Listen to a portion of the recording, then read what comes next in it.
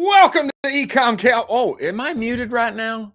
Am I muted, Producer Jack, or am I live? I'm live. I don't know why I got this notification that my mic wasn't working, but we are here. We are here, and welcome to Ecomm Cowboy. This is Consumers Daily Show, where we believe advertising is awesome, ignorance is expensive, and the American dream is alive and well on the wild web today. It is Thursday, July 30th, 2026, in the year of our Lord. We're coming to you live and in living color from a beautiful yet undisclosed location hidden in the Austin, Texas hills, the unofficial home of internet entrepreneurship. We're brought to you by Slash Proxima. Oh my gosh, I'm so excited and I'm losing my voice. We're brought to you by Slash, Universal Ads, Tide, Trend Track, Rich Panel Intelligence, North Beam, Seguno, Postscript, Rocked, After Sale, Sati, Proxima, and we got a jam-packed show for you today.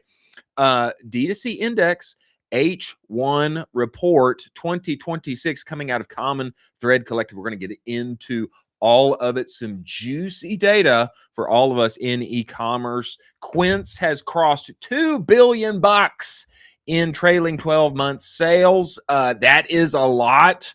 Good news is that Jimmy Kim, one and only apparel GOAT, formerly in his e-com past. We're going to be talking with him about it. Final Boss Sour, Gamified CPG. I think this is like one of the smartest things ever. We're going to be diving into it. Comes from the team out of the a lab of sorts from Liquid Death, Dollar Shave Club, the studio over there. We're going to be joined by Chris Geiss, co-founder and CEO of Seguno, Alex Beller, co-founder and new CEO at Postscript, and what this all means for us in e-commerce. As always, I'm joined by my partner in crime, Colin Doherty. Colin, get in here! Get inside this show. You here? Colin? Is Colin here? I don't. I'm here. We're having all kind of malfunctions. Today. Let's go. The good news is that not only is Colin Doherty here, but the one and only e-com, email marketer commerce roundtable GOAT operator inside of our space, the one and only Jimmy Kim. Jimmy, get inside of this show, sir. Get in here, Jimmy Kim. What's up, guys? Got him. Jimmy, when you come inside this show, I know a wealth of knowledge and good times come with you, sir. How are you doing? Perhaps going to a beautiful place in the coming weeks, but I know that we're going to be going to San Diego. I am preparing for vacation, my summer vacation with the family. We're going out to Hawaii for a little bit over 10 days, so it should be a good time. Jealous. Let's go. Sounds so good. Yeah, so I will not be on the show next week. You won't be here. Yeah. You won't be here next week. But I know all along the way, I'll be thinking about you, live streaming it, all that stuff. Right? Yeah, you're going to be thinking about us. And I am still thinking about, I'm thinking about beaches in Hawaii, but I'm also thinking about beaches in San Diego. Yeah. Commerce Roundtable is what? Is it like 50 days away or something like that? 53 days away now. Days are clicking down. Yeah, man. It's coming up quick. It feels like it's forever from now, but it'll be here in a blink of an eye. It'll be here like this. I've been seeing tweets coming out about who all is going to be there. There's like some big boss hogs that are going to be at this thing. Exciting people, still more than announced, but we've got people like Ezra Firestone, which is just a goat in this space, godfather of space, right? We've got our boy Taylor Holiday. We know anytime we get to hear Taylor, right? Yeah. So we got people like Taylor Holiday. We've got the CEO and founder of Hyrox coming to speak. Hyrox. So sick. Yeah, so sick. That's a fun one. We've got a bunch of brands. Caleb of Gaines and Bulk are coming. We've got someone from Skull Candy coming. We've got Primal Queen. That's a new one that's about to get released here. Yes. Yeah. We've got some other ones. Groove Life. There's a lot of them. We've got, big shout out to the agency guys. We've got people like Brian, Stark, Jacob, Jacob, the DTC guy, Jacob Porcel, is coming to speak on stage there. Wow. We've got a lot of really cool people. Eric Rouse from New Standard coming to talk about retention. We've got Jordan West coming to talk about social commerce. So a lot of great speakers, very excited, still finalizing, still got a couple more to release that we haven't even talked about yet. Stacked roster. Stacked. Yeah. Stacked lineup. And I'm happy that we are going to be there getting into all of it. the biggest hosts of the night, where you guys are gonna be out there. You guys got your own fancy little area you guys will have, and be live streaming both days on the water. Biggest host of the night is Nick Shackelford. Yeah, man. I don't know. You guys are showing up here, so I don't know. Hey, you said that. We didn't say that.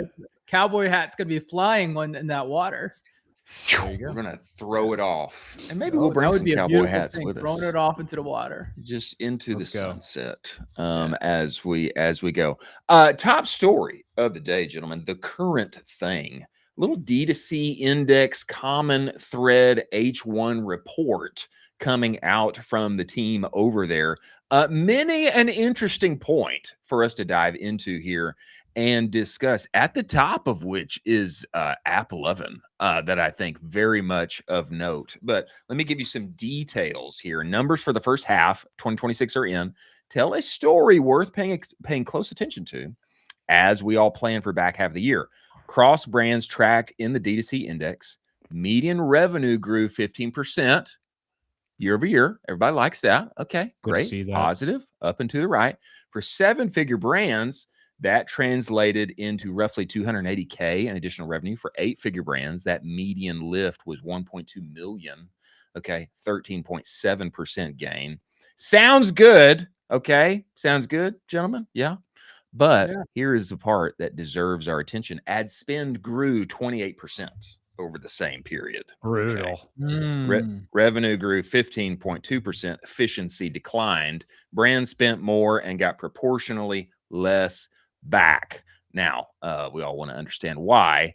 Here at the top, one of the most significant shifts in the first half of the year has been the explosion of App 11 spend across e-commerce brands. Year over year, App 11 spend is up more than 1,000% in CTC's portfolio specifically.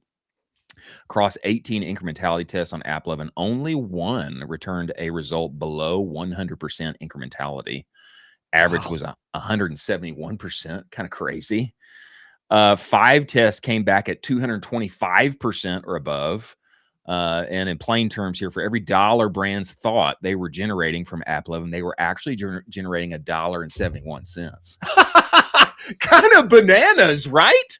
Wow. Yeah. I mean, it's significant. It's significant. Important nuance here. App 11 uses one-day click attribution, which is most conservative attribution window available. Fantastic. It seems like very clear winner inside of our space. We have said it again and again. One must diversify.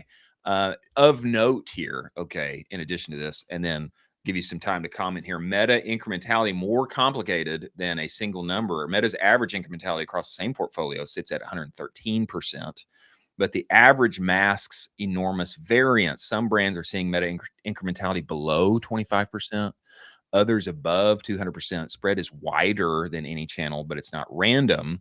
The takeaway here is that if you are heavily concentrated, your incrementality on Meta is lower. Primary driver of low Meta incrementality is channel concentration.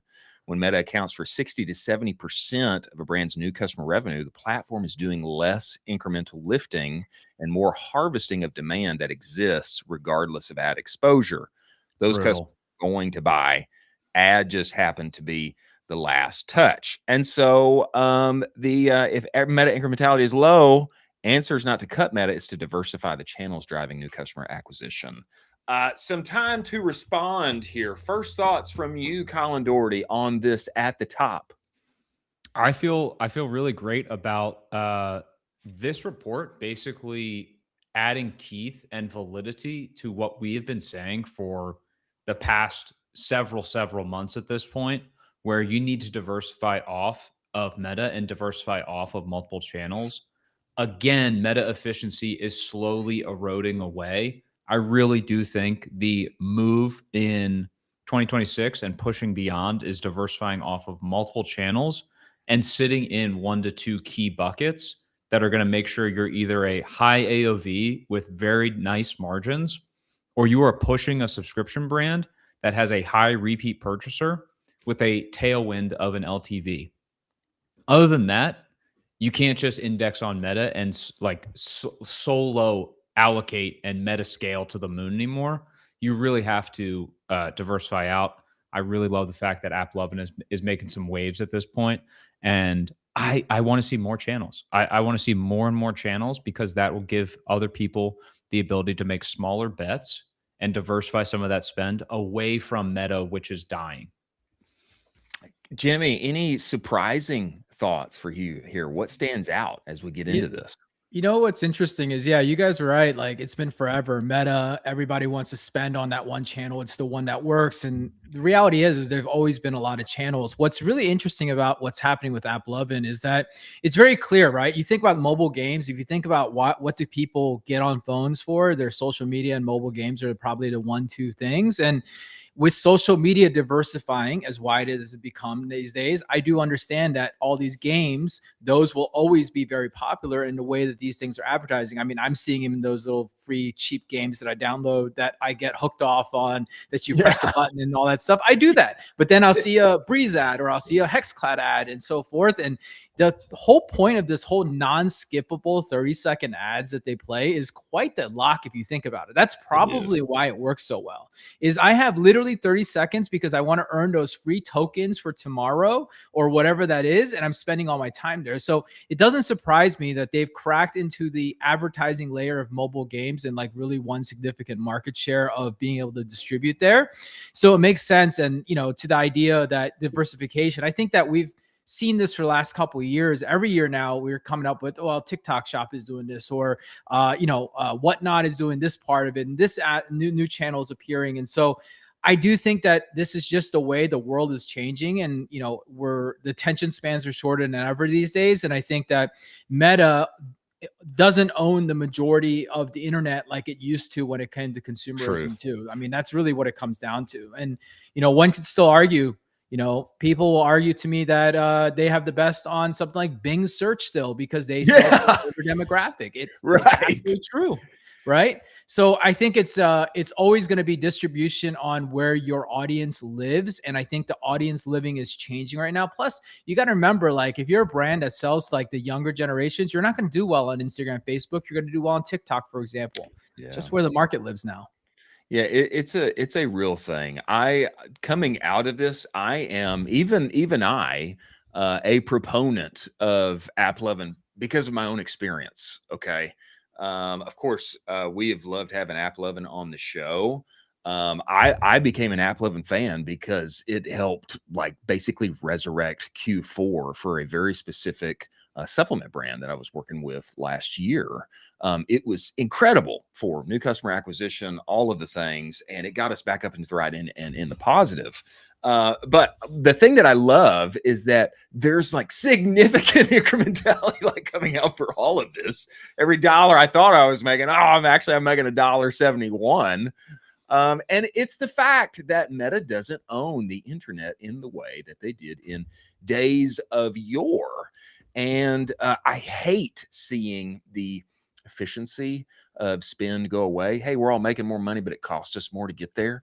Like kind of the reality. I think we all need to accept that. And what it means is finding other ways to win. New platforms, be it live selling, agentic commerce, finding other ways to get eyeballs in different places at a more efficient dollar or no dollars, if as an example with live selling, etc. Something else of note here that this report gets into is consumer confidence hitting a wall after Father's Day. Now, this isn't surprising to me in the sense that we all kind of experience Ecomm summer. Everybody kind of checks out, goes on vacation, etc. But some details here on this side that have led to a further drop than is normal. Macro picture changed meaningfully in the second half of Q2. Just before Father's Day in June, consumer confidence reached an all-time high of the Enjoy Spending Index. Then it dropped. By July, after Father's Day, Prime Day, and the 4th of July, confidence fell to its lowest level in 3 years. One structural factor making July look worse than it might otherwise is the timing shift for Prime Day. They moved Prime Day, and so they had a number of things stacked there. My hope is that heading into Q4, all of the things, everybody gets ready to pull out their wallets and spend for Christmas. I hope this isn't a negative sign of things to come back half of the year. It seems to me, despite the K-shaped economy and things ever getting more expensive, the American consumer is quite resilient, and methinks they're going to dole out the wallet for Q4 and beyond. Jimmy, your thoughts? Yeah, I agree. I mean, just like you think about, like, I don't see anything changing this year. I think that just we're seeing really new waves. I think all that's all we might be seeing here. But yeah. Yeah, interesting. Not worried Move, at all. Moving forward, gentlemen, to our stories of the day, and then rounding out our stories of the day with a goated ad versus ad Let's go. experience here on Ecomm Cowboy. Before we get there, a word from our sponsors over at Rocked After Sale. Play it for us, producer Jack. If you're getting 5,000 orders a month and you can sprinkle in $3 to $4 extra on each one of those without touching your ads, wouldn't that be nice? Yeah, it would. That's what brands like Olakai, Cozy Earth, Groove Life are doing with Rocked After Sale every single day by adding post-purchase upsells and downsells from the cart through the thank you page, and then stacking an extra 30 to 50 cents just by showing offers from Disney Plus, HelloFresh, Venmo, etc. It's high margin revenue straight to your bottom line. You can be live in minutes. Go to aftersale.com/offers. Truly a no-brainer. Many thanks for Rocked After Sale being part of. Gentlemen. I have been blown away by this next item that I have freshly discovered. I knew of it before, but I don't know that too many inside of our network and ecosystem do. I'm talking about the one and only Final Boss Sour. Bring this up, producer Jack. Final Boss Sour. This is gamified CPG. Scroll down and show everybody the graphic, Jack. I'm going to So read good. from Fanby, who posted about this morning. LA Consumer Studio that built Dollar Shave Club and Liquid Death is back with its next hit, a sour candy brand that Mondelez just invested in. Science Inc. is world-class at finding the most efficient attribution channel, building a brand narrative native to it. They incubated Dollar Shave Club with Facebook ads, etc., Liquid Death in 2019 and beyond. Now, Final Boss Sour, they have combined a TikTok shop with creator content and gamification around. It's real dried fruit, okay, which is kind of crazy. You can see on the box here, there's like different characters and different fruits, and you go up the levels of, this is like level 1 sour, level 2 sour for the different dried fruits themselves. They have a sugar coating, and positioning is against gummy candy because it's actually dried fruit. But the real hook is the 4 escalating levels of sourness styled as retro gaming bosses, which I love. They have so far netted 2 billion organic video views, largest YouTube sub base of any sour candy brand, #1 sour candy on TikTok Shop, and all done with minimal media spend as possible. Now in Walmart, Kroger, Wegmans, Target, 7-Eleven. Last week, they raised $4 million, including Mondelez, owner of Sour Patch Kids. Methinks big purchase may be coming next. Start here with you, Colin Doherty. Your thoughts on this? I am a giant fan of how they are rolling this out. I am a massive fan of this. I also want to say that I think there's an underlying piece here that I think is really, really fun, where my wife is a huge sour fan. And so we try to find all of the best sour type of stuff for her because she just really loves it. I think there's a great little couple angle here where you can get this with your partner and they include multiple bags for each of the candies. And so you can kind of have like a little sour off and be like, oh, what did you rate that one? Oh, that was like a 4 out of 10. Okay, let's do the next one. Let's go up one more. Oh, that one was like an 8 out of 10. And now it becomes more of an activity. Now it becomes more of a something you can do with a friend, something you can do with a partner, something you can do with, multiple people around, and actually have a conversation about like, what did you think about that flavor? What did you think about that type of sour? That's really great because you're just engaging this audience. And then the content opportunities around all of this are just unbelievable. I mean, talk about hilarious faces people make when they have sour candy. That's one. All the video content, you can just go by ranking content and all of that for short form. How you rank, how you're ranking all of the sour bosses. This is just a treasure trove of incredible shareability and gamification of consumer. Could not be more bullish on this. I love this. I also think this is super unique. And I think the packaging is an absolute grand slam home run on top of all of this. the gamification, the retroness, the box. Jimmy Kim, your thoughts on this, sir? Yeah, that's exactly where my mind went to without knowing anything. And I actually have no idea what this is when I got on here. So I'm really just thinking about it as I looked at it. But immediately it shot out like the people who created it clearly knew what they're thinking about, who their target market is, who they're trying to aim for, and what they're trying to achieve out of a lot of the things they're doing. If you look at it, right, they basically have created a viral element, right? All these kids are going to go up and say, who could do the sour challenge, whatever it is. The challenges can probably take off. It's going to create different things. Obviously, the product is probably pretty good, which is why they're making such movement, which means that people are buying stuff again, which is ultimately what you want with a consumer product like this as well. But yeah, I mean, it's got all the elements. They know exactly who they want. They've marketed and created and designed it for exactly that. They've created viral moments, which is exactly what social media is going to be talking about right now. And if you can get social to start talking and chattering about you, there's no better way to create that distribution channel. I'm sure they'll get influencers on it. They'll do challenges. I'm sure there's plenty of stuff. I haven't seen anything, but now that I've been blessed by seeing this ad or this thing, I know that for the next 7 days, my phone has been listening to me, and we will be looking at this. And I will end up inevitably ordering something because I'm curious enough. Chris, for our super secret idea. Yeah. Which one? I don't remember which one. I don't remember. Oh, I do. I do remember the super secret idea. Yeah. We have to get these. Yeah, we should get these. Okay. We're going to get these. Yeah. Here's what I'll say, gentlemen. I think this is a great idea. Can we just like think about like some other like product type things that this would be incredible for? Specifically for me, like what comes to mind is like in the like the syntax, like vice category of things. Like, can you imagine a gamified box of Zins? Okay. I knew you were gonna go there. Think about this. Okay. Think about Americans. Think about think about the American male. Okay. Getting this with the boys on the next hunting trip or whatever. And he's got a ton of these like Zins that came from Sweden or wherever.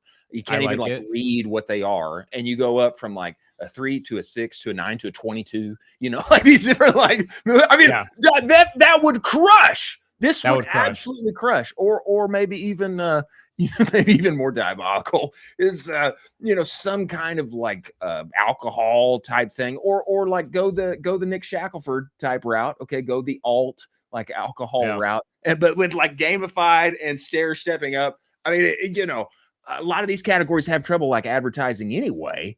Methinks there would be like a lot of social chatter about this type of thing, although maybe I don't know, TikTok Shop is not the place for it. But I think something like this could be incredible for other categories. I think you could probably copy this similarly across like more candy or drink things. I wouldn't go into gated things because then you start getting baited to like bring kids in. Like, that's true. Why we can have nice things, flavored stuff, and most states in the country are banned for a reason, for vapes for a reason. True. So this is the same idea. You don't want this like great Zin step ladder challenge going where you could take the most nicotine and be the most wired. Maybe. I don't know. I think it would crush for specifically a bachelor party. Yeah, like this is like Four Locos back. Remember Four Locos when they came out, right?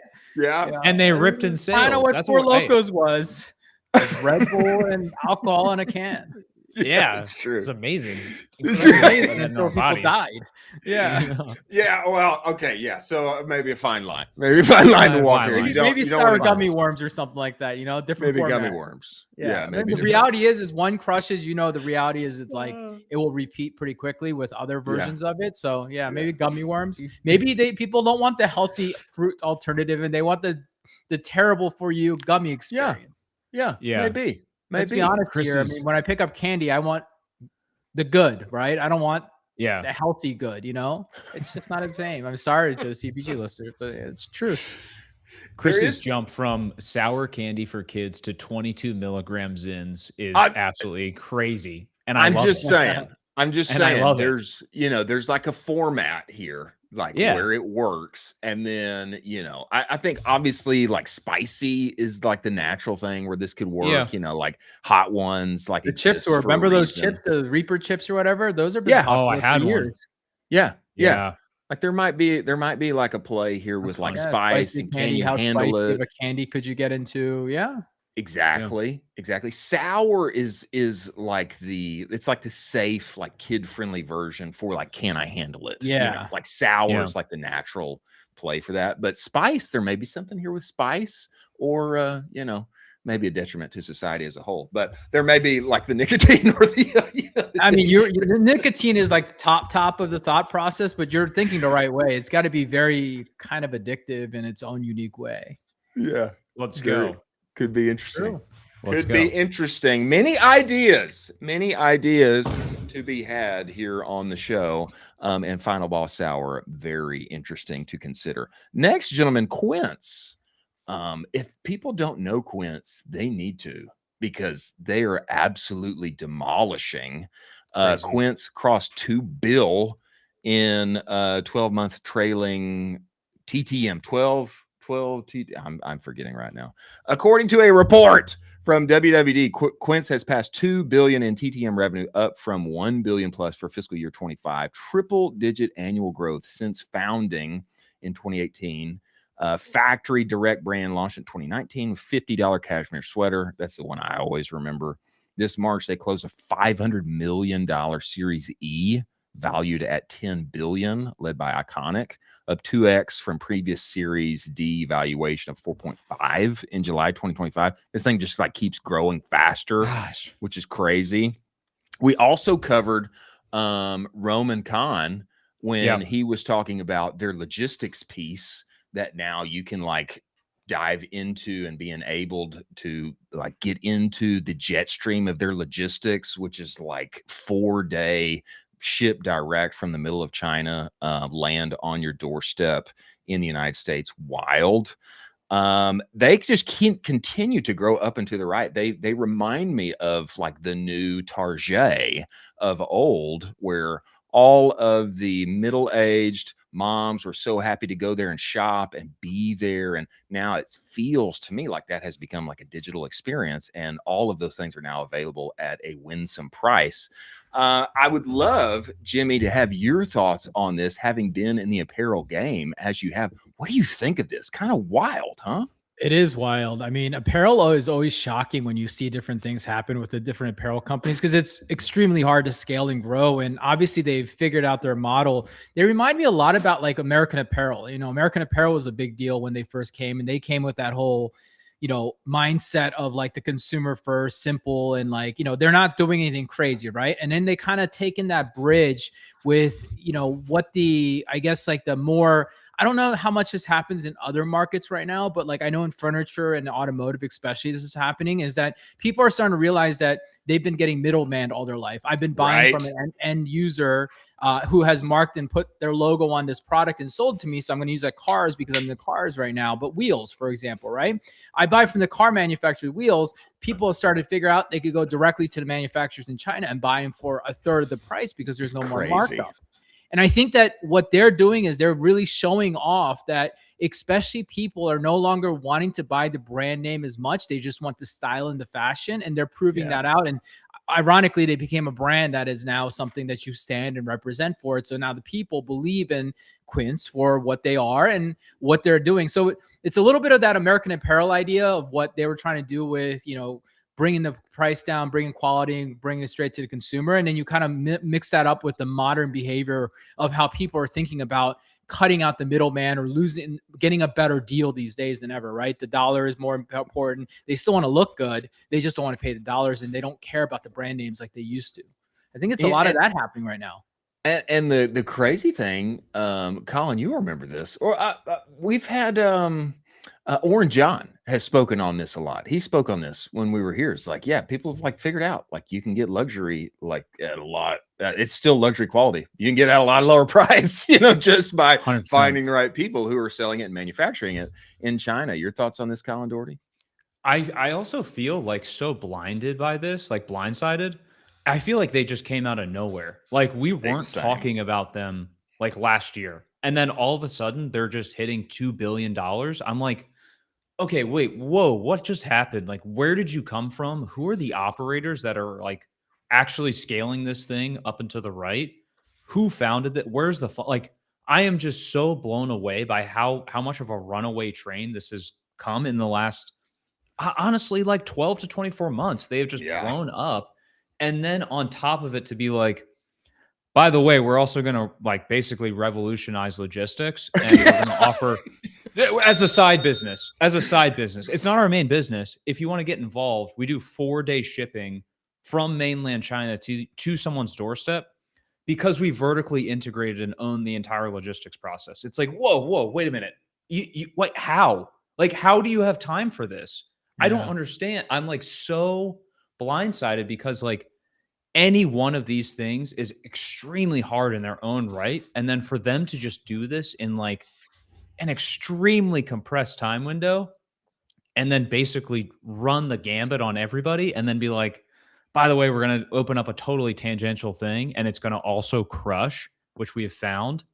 It's like, I don't know who these operators are or how much Adderall they're on. Like, what are they feeding these guys? Because I want to know. I don't know. I mean, they solved their own problem, I guess, right? That was probably part of it. And the best products in the market are always ones that have solved their own problems and figured it out, which is why there's so many brand owners that are also 3PL owners out there. Yeah. Fair. And, the fact that they're like opening up like the possibility to get in on their logistics, I mean, just kind of starts making you feel a little romantic,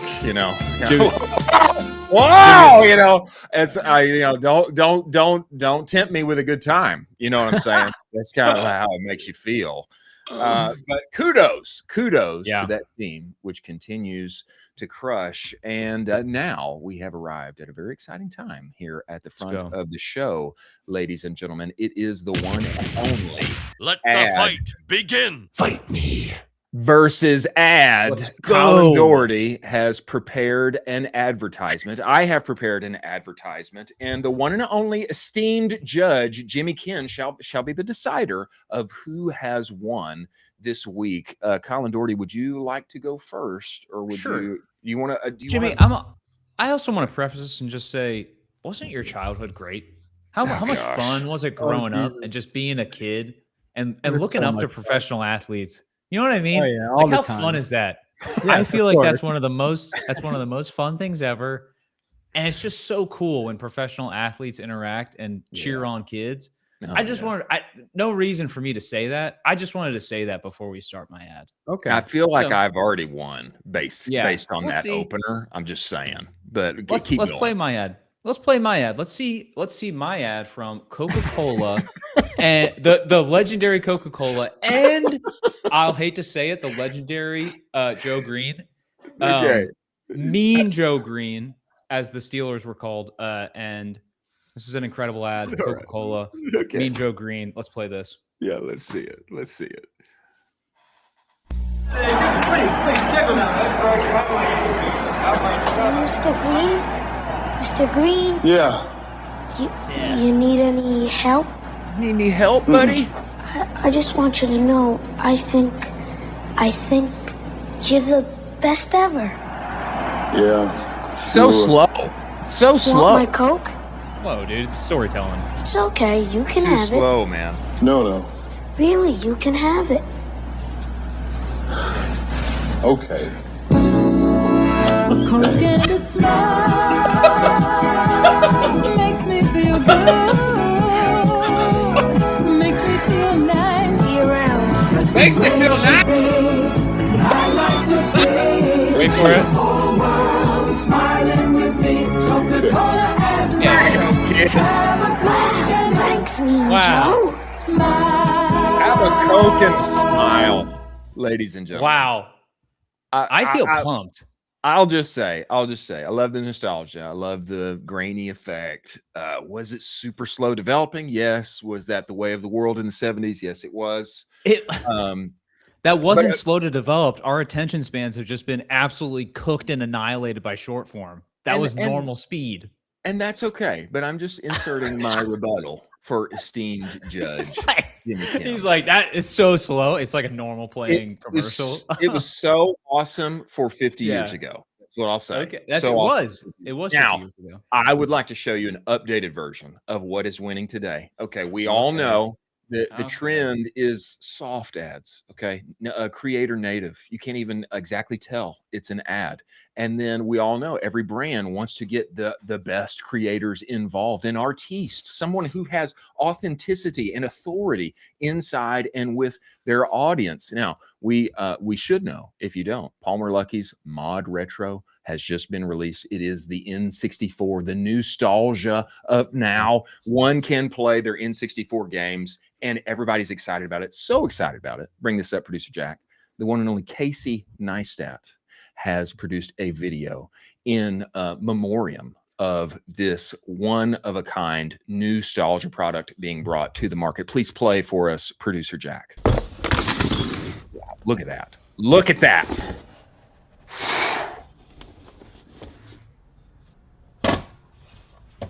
You could hear a pin drop.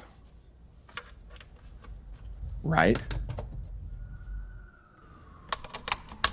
Talk to me. Gosh, The magic. too slow. You know what I mean? Actual physical buttons. Look at this thing. All right, wait for it. Exactly. Little Mario Kart action in 2026. The one and only Casey Neistat. Thank you. Okay. All right. A little time for rebuttal from you, Colin Doherty, and then we give way to Jimmy Kim. No rebuttal whatsoever, Jimmy. I know you know the right choice on this one, and I'm just gonna let you speak on it. Jimmy Kim. All right, here we go. So if I look at both ads, they're both unique in their own ways, right? So I'll give you guys that. Here's the thing, okay? If it all depends on what the distribution was. The first one was television, obviously. It was television in the 70s. Bingo. Where there were no skippable commercials, where people actually Bingo. watched commercials because they worked, right? And the other one is a very niche, isolated product. Here's the problem with the second advertisements. Sorry, Chris here. But Come the on. second one, You're if you good. do not know what an N64 is, and if you do not grow in that generation, in that category, you have Jimmy. literally zero idea what happened all the way even to the Nintendo screen. They never introduced who it's for, what it's for, right? Where Jimmy. the Coke commercial is very broad. No, it's probably not going to drive any kind of actual sales, right? Except the brand knowledge and awareness that it was going to grow. So if you're looking at dollars and values, the second ad will actually generate sales because the people who saw that will probably buy. So the question is, which one's a better ad, right? One was on television, one's on the internet. This is the question. And I don't think there's a right answer for that, because in 1970, you couldn't measure what the hell was going on TV. Exactly, which is It was disqualifying. actually the internet, right? The 1970s, the internet was television. That's what I did. Right? There you go. And the attention capture was probably greater on a superstar with a well-known advertisement product like a Coca-Cola. So Best lineman. they probably asked for Coke by name, right? Versus Pepsi Best at lineman. that point. So compared to this product, which would work for Casey's audience, because Casey's very much in particular tune of people our age who knew what an N64 is. So it definitely probably drove interest in sales and dollars. I agree. So, but the answer is it depends. You got to pick one. You can no, Jimmy, you can't. You can't. Depends. You must can't- you award gotta a pick winner, one. sir. You We've must never award not a had winner. a winner. You gotta pick a You winner. gotta have a winner. I would say the first one was the winner. The first. Oh no! the comeback That's kid. so. No, Jimmy. No, I would say for the time, the generation, the concept, awareness, and what it actually drove, the perfect. first one probably is the winner. The It's second one hard. is great, but think about the small number of people that it would have. I agree. But think Yeah, about it's like so the niche. small numbers of his following, Jimmy. I mean, the giant numbers of following. Yeah, but it's still a small percentage of the people who are even his Jimmy. followers that are agree. going to be interested in the product. Wow. I Wow. personally am not interested in the product, and I grew up in Me that neither. generation. But if Come it was on, the bro. Nintendo original NES, that's what I have Wow. one right here, right? So like on, I liked the original. I wasn't a 64. I mean, GoldenEye was great, it was goated, but Jimmy. the original NES was better. Jimmy. I know. I'm disappointing him today. Wow, this feels great. I have to say, I didn't think we would be ending this segment this way, but every now and again, one must take an L, and I have taken one. Congrats to you, Colin Doherty, and many Thank you. thanks for your astute judgments here, Jimmy Kim. Before we go, and before you go to Hawaii on vacation, congrats to you. Tell the good people, don't miss out on the FOMO. Where should they go and sign up for Commerce? Oh yeah, the Roundtable? FOMO's starting. The people are starting to chatter. September 21, 22nd, Commerce Roundtable. Use code Cowboy, get a discount because you heard it in the show. Best discount you can get in the space. We hope to see you there, Let's and go. you can see these two guys there too. Incredible. Let's go. Thank you, Jimmy Kim. We love you, brother. See Safe you later. travels. Adios. Have an awesome vacation. Have an Wow. awesome vacation.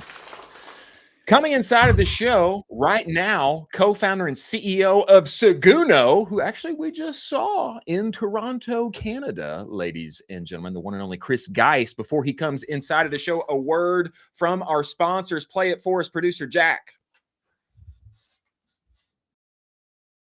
Seguno is the only marketing suite that lives entirely inside of Shopify. What's that mean, Chris? Your emails, your pop-ups, your banners, your reviews, it's all there where you already work and play every day. And it means that you don't have to seed your trust to big email. That's over-attributed data. With Seguno, your Shopify data is the email data. It's a big reason why they won the 2024 Shopify Build App of the Year. One-click automations, actual humans that can help you build for lean teams with big aspirations. Go get the advanced Shopify segmentation playbook at the URL scrolling across the screen. You get a free trial of the platform. Tell them Colin I sent you. It will extend that free trial to 30 days. Many thanks for Seguno being part of.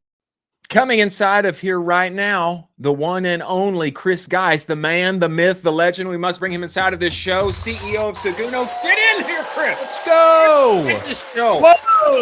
Whoa. Whoa. Look at you. Look at you. Yes. Yes. Wow. Gentlemen. What an entrance. Oh my gosh. Here's what I gotta say to you, Chris, is that you are a man about town, and you know the ways of the cowboy hat. I have to say, because there were a few of our friends that posted pics with the hat on backward, and you knew the right way to wear it. Congrats to you, sir. Welcome back to the show. Let's go. Thank you. Yes, wanted to make sure I showed off the logo there. Just Let's go. incredible, guys. Just love it. Chris, Well done. hey, we loved seeing you at .dev. This for me was a totally new experience. Oof. I'd never been to .dev. I was also like made aware of like how rich the kind of partnership ecosystem is on the app developer side, inside of e-commerce Shopify ecosystem. I'm a marketer. I'm a brand founder. I'm an agency operator. The dev piece and creating apps that help all of us win. I've known that it exists, but I feel like my eyes got opened, and I got to see like all of the incredible operators there and what everybody's doing in space. Man, for merchants and for people who don't know, man, just give everybody like your perspective on .dev, why it's awesome, and some of the things that are like crucial for everybody coming out of Shopify and .dev on the other side. Yeah, .dev is incredible. It's certainly evolved over the years. I would say a couple of things that made this year even better than last year was having you guys there. Right? Number one, of course.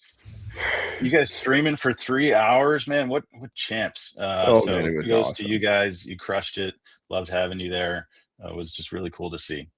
Having it be 2 days was super helpful this year over last year, because there's just so much to do and so many conversations to be had. And in like years past, the conference was partially kind of about announcements. But now that they sort of do editions drops ahead of .dev, there's less product announcements. It enables you to kind of come already with the questions and the ideas in terms of how to take advantage of what they release, so you can really go deep with those product and engineering folks at the booths. So that's super helpful. And it's ultimately, at the end of the day, it's about the conversations, it's about the partnerships, it's about those relationships with Shopify folk, seeing old friends from years past. I've been going to these conferences every time since 2017, that famous garden party that Shopify talked about, where the lights for San Francisco went out.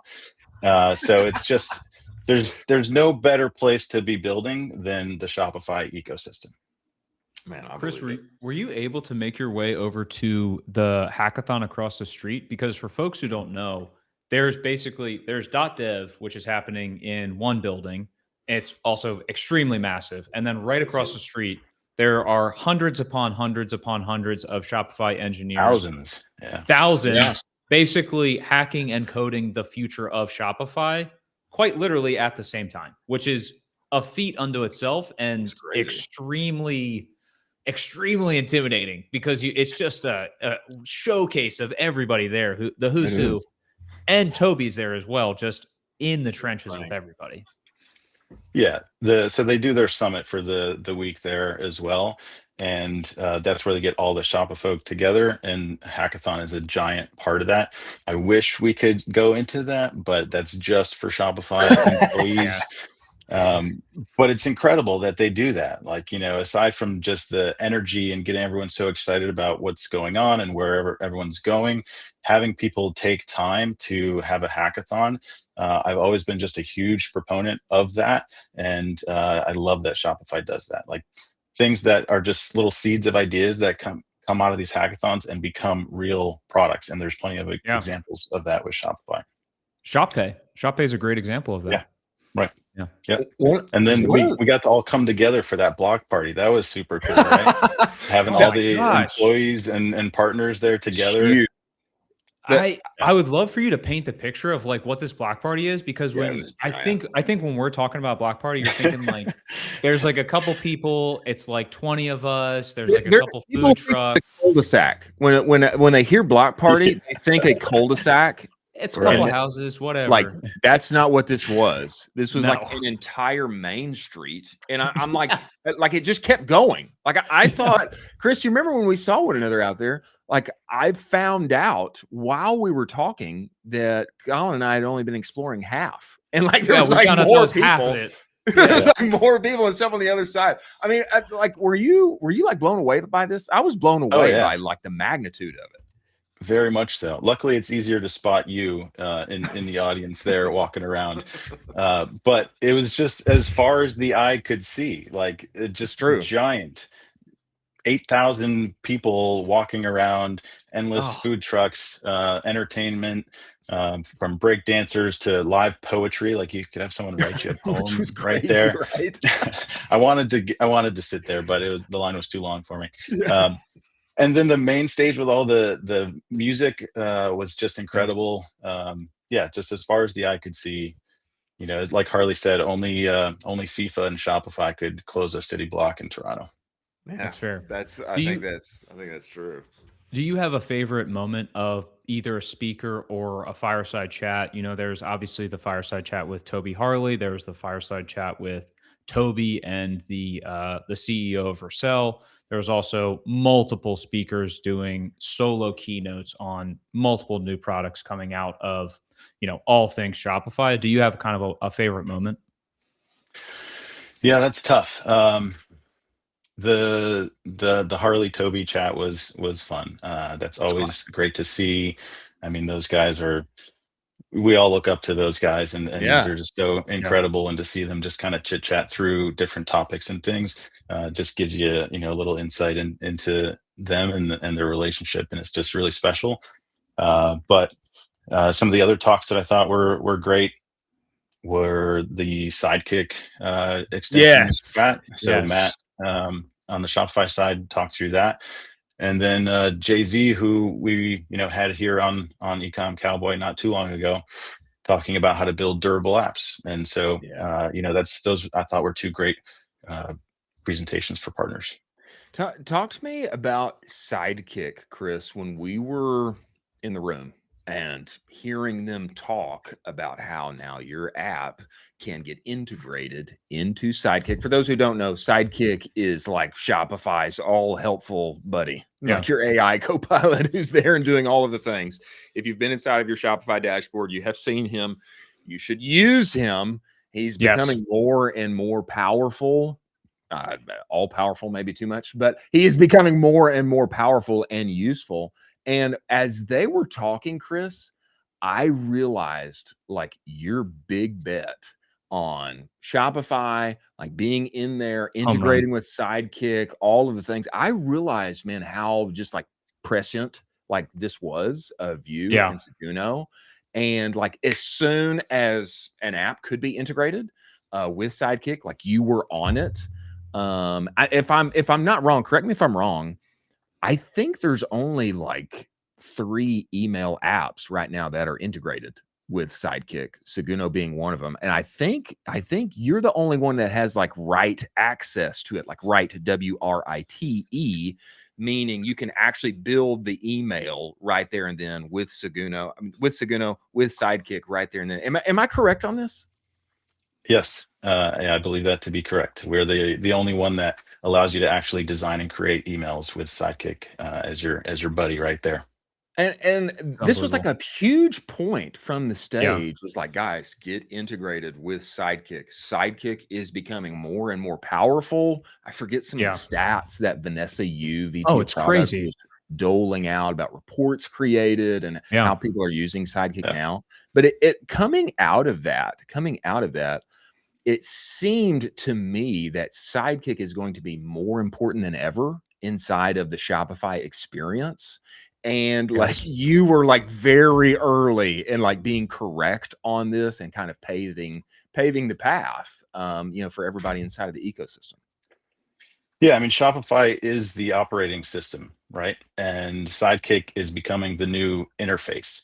And, we've been preparing for this since day one by keeping your data centralized in Shopify and building natively inside the platform. And so, to be able to ask Sidekick to do something for you and for Seguno's own editor to pop up right there, it's generating the content. You can make edits, Sidekick can make edits, like you're working together and you're not sacrificing anything. You're just accelerating outcomes.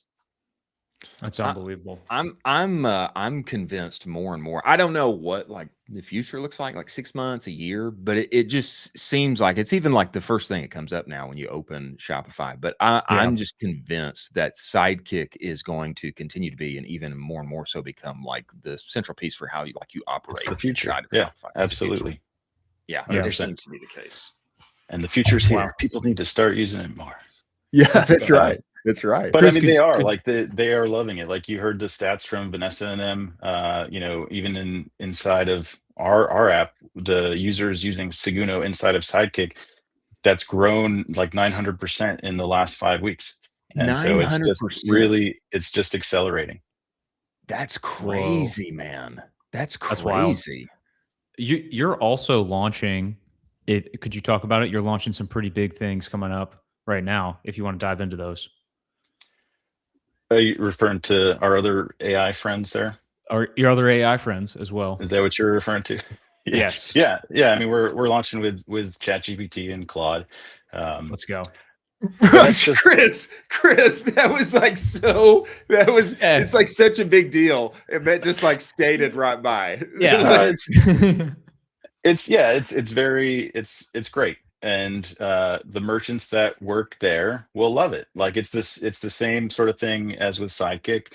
You can actually generate emails that are then editable inside of your shop or your Seguno account. So it's not like it's just dumping HTML that you may not know how to edit. It's creating an actual Seguno email that you can use inside of our editor before you send it.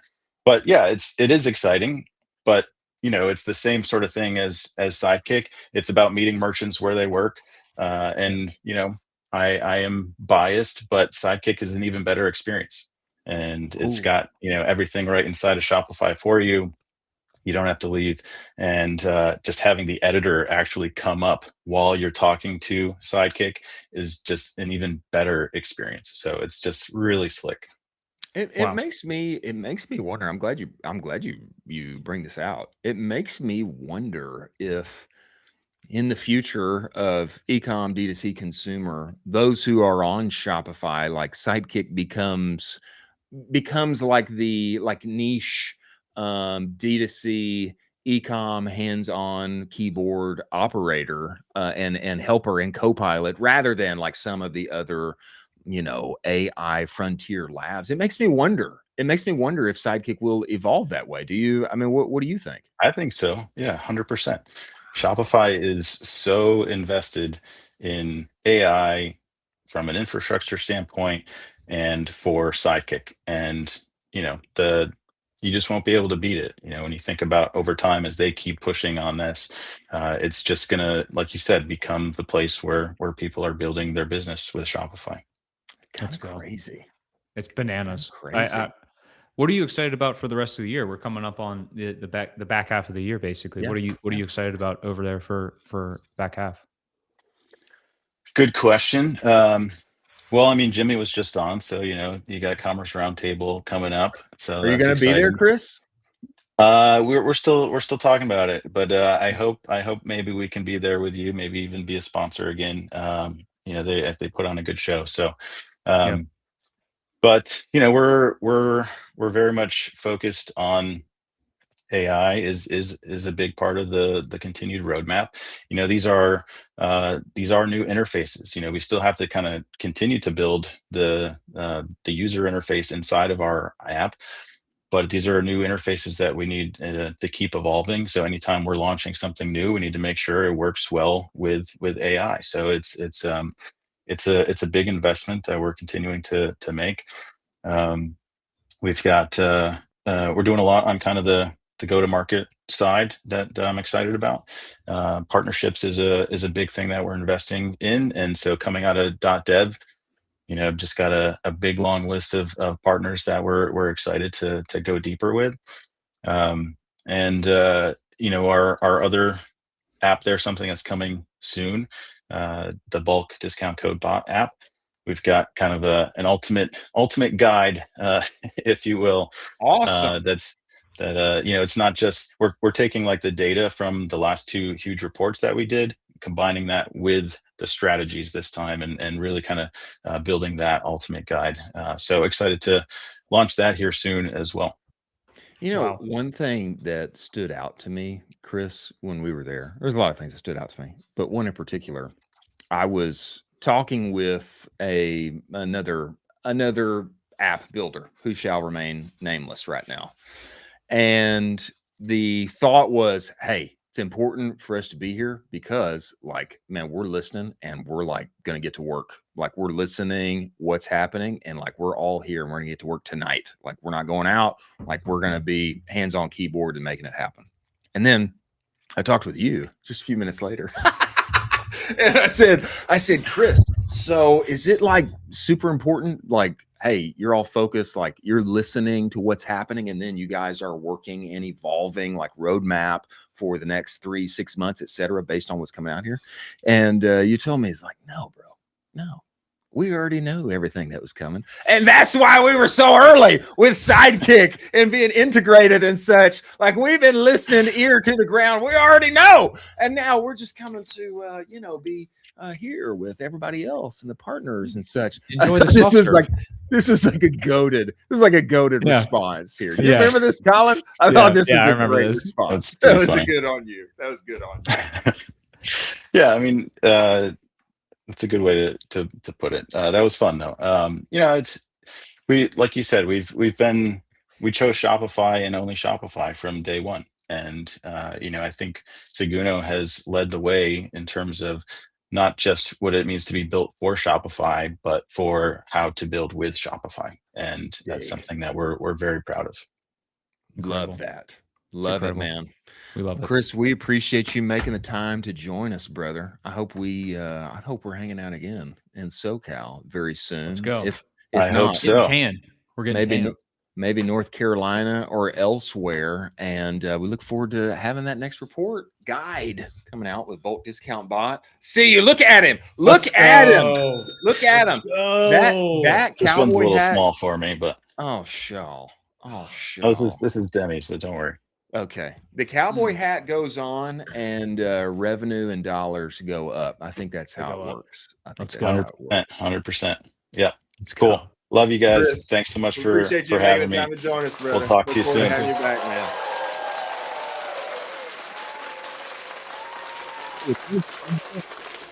Unbelievable. It's like the greatest intro outros. He's always got the best intros and outros. And I will say, like, it was light bulb on for me while we were sitting there. And Vanessa was talking, Atlee was talking, they were giving their keynotes, and the importance of Sidekick was being underlined and integrating and with Sidekick, et cetera. And I was like, this is what Chris has been. This is what he's been preaching and talking Chris about. has just been sitting in the back of that keynote, just like this, being like, yeah, called the shot. Called the shot. Now we're cooking. Now I can enjoy the soft serve ice cream from the ice cream truck. That's right. That's right. That's right. Moving forward here, ladies and gentlemen, to a little transfer portal time. On our way, a word from our sponsors over at Ty and Sati. Play it for us, producer Jack. Your affiliate program, it looks fine on paper. Commissions going out, sales coming in, but the industry is built on last click attribution. It's an oversimplification of affiliates as a channel. Sati is the first affiliate platform built on multi-touch attribution, cookieless, Shopify native, services who introduced your customer, who nurtured them along the way, and who closed the sale. So you're no longer just looking at a flat list of commission payouts. You have a map of how your affiliate channel moves people through the buying decision. Go to mysati.io/champion/ecom-cowboy. Get 20% off your plan. Many thanks for Sati being part of the show. Your email provider and your tech stack probably only recognizes about a third of your returning shoppers. Everyone else, they're browsing anonymously, and your flows, they're just sit idle. Ty identifies up to 70% of your total site traffic and pushes those shoppers into the flows that you already run. Caraway, as an example, uses Ty's predict scoring to lift opens by 40%, clicks by 30%, while sending 20% fewer emails. Go book a walkthrough. Go to meetty.com/cowboy. When you do, tell them that Colin and I sent you today. Many thanks for Ty being part of the show. A little breaking news in the transfer portal, ladies and gentlemen. Crazy. Breaking news. Breaking news. We caught wind of this. Okay, we did catch wind of this when we were reviewing Chad Janice's Grüns post-ac clarity. Okay, 5 points, post-acquisition clarity. Some, hey, not everybody is a fit forever. Thankful for everybody along the way. There was a little, just I would say a soft notice that there may be some moving pieces, etc. This first post comes to us by way of Drew Fallon, who always has incredible news on the timeline. Former Grüns and Byte CFO Connor Stastny. Am I saying this correct? Yeah. No, Stastny. Connor Stastny, is now CEO at Golden Child. Are you aware of Golden Child? I'm not, but I should be, because I'm the demo, so I should be. Yeah, like pet and big pet and supplements and all of this. I feel like is your thing. That's my bag. I have been aware of them, but I didn't really know what they were. To be honest, I thought it was like sauce for like chicken or something. I thought it was at first the David protein bar for a second. It does look like David, right? When you do a quick little look at it, you're like, wait, right. Is this David? Like David's trying to do something here? Yeah. It's very David-ish in its look, et cetera, which is good for Golden Child. Vet formulated, chef crafted, dog delighted. This is like a kind of a sauce that you put on top of pet food. Is what it looks like. I'm here at mygoldenchild.com. So they've got main food that you scoop out of the bag. You see that in the bag there. And then they've got drizzles, which is like crazy to think about dog sauce. It's like, which I think that's actually another company's dog sauce. But drizzles, a selection of flavor-packed drizzles to top the bowl with an extra dose of functional vitamins and nutrients. Hopefully it tastes awesome too for the dog, I would imagine.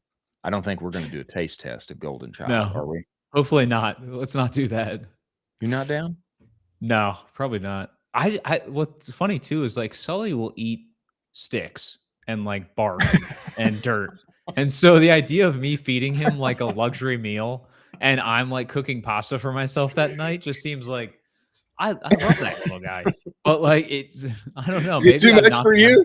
Maybe I'm not the demographic. You know what? Okay, well, I'm looking at the website right now. Number one, like kudos to Connor Stastny.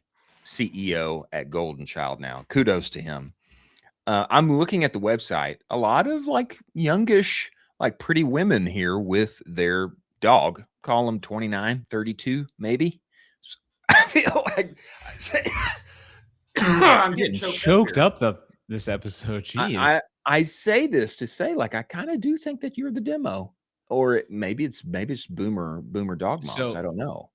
The issue that they're going to have to address, and this is just me throwing shots for no reason, All right. is when you Google Golden Child, the very first thing that comes up is Google auto-populates Eddie Murphy's 1986 comedy adventure, The Golden Child, starring Eddie Murphy. And so I think they're going to have to potentially work through that, because I don't know. I don't like the idea of having to try to fight for search with that. When was that movie produced? 1989 or something? 1986, dude. Come on. Bro, nobody's looking for that movie. I'm just saying. I'm just saying. I do love the website. I am always a sucker. I don't know if it converts better. I'm always a sucker for a website that has a video as the lander above the fold. I just think it looks beautiful. Like when you go to the very top. It's just so looks fancy. So good. It I does. don't know if it helps conversion, but it just looks so much better. It looks awesome. And you know what this like spells to me? It spells LOVE. That's what it spells. It really does. I know You're it's not not on the. Are you on? You're on mobile right now, but I'm there's on also desktop. the desktop with the dog. You see that one? Yeah, Yeah, that one's great. it's gorgeous. So good. It's gorgeous. And what it's saying to me is like, if I love my dog, I give him the best, and I give him some drizzle, a little sauce. Maybe I get it for him. Maybe I get it for Sully. I hope that you love Sully. That's what I'm trying to say. I'm trying to like soft you right now. Soft Sully? How much are these boys? Golden braised drizzle variety pack, one-time purchase, $20. How much $20 is I'm guessing it's like subscription for the bags, right? Yeah. That's what I'm getting started. Beef, let's make it a meal. They're sending me through a quiz. Yeah, what's your Well, I'm dog's on the preferred drizzles. name? You're on the You can drizzles. subscribe and save for the drizzles too. So this is a subscription play.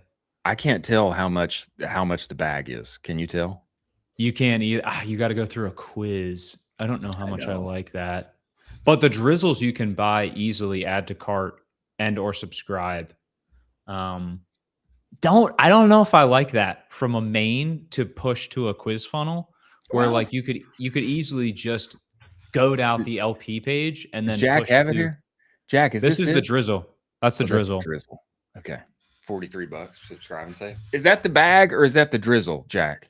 Variety pack. All This three. is the drizzle. That's all three of the drizzles, not the bags. Well, here's what I'll say. I hear you. I just wanted to catch the price, but like if it's a lot, like you wisely don't tell people the price. Like that's part of sales. Like that's part of high ticket sales. Like you like bring them, you educate them, you bring them through the whole thing, and then you reveal at the end, and they're personalizing. I like this. They've like, what's your dog's preferred name? I like this actually. So I actually think it's kind of smart. And look, if they're looking to have a big boy mega play, like why not get an incredible operator, former CFO over at Grüns, and get him in the CEO seat over at Golden Child? What do you got? I could not be more bullish on this company and category. I will say that. Like we talk a lot about, great marketers make bets on great companies. This is one of those companies where like you could easily have a Grüns exit to someone like a PetSmart or a Petco or one of those things because of the way the company is crafted, the branding, the website, all of that, the subscription, all of the above. Also, I love, and I've tried to talk about it more. I love brands that are science backed and or quote unquote doctor backed. So that's what they're aiming at here with vet professionals. So they're adding in a ton of social proof, but also authority within the brand of this is trusted by doctors, professionals, vet professionals.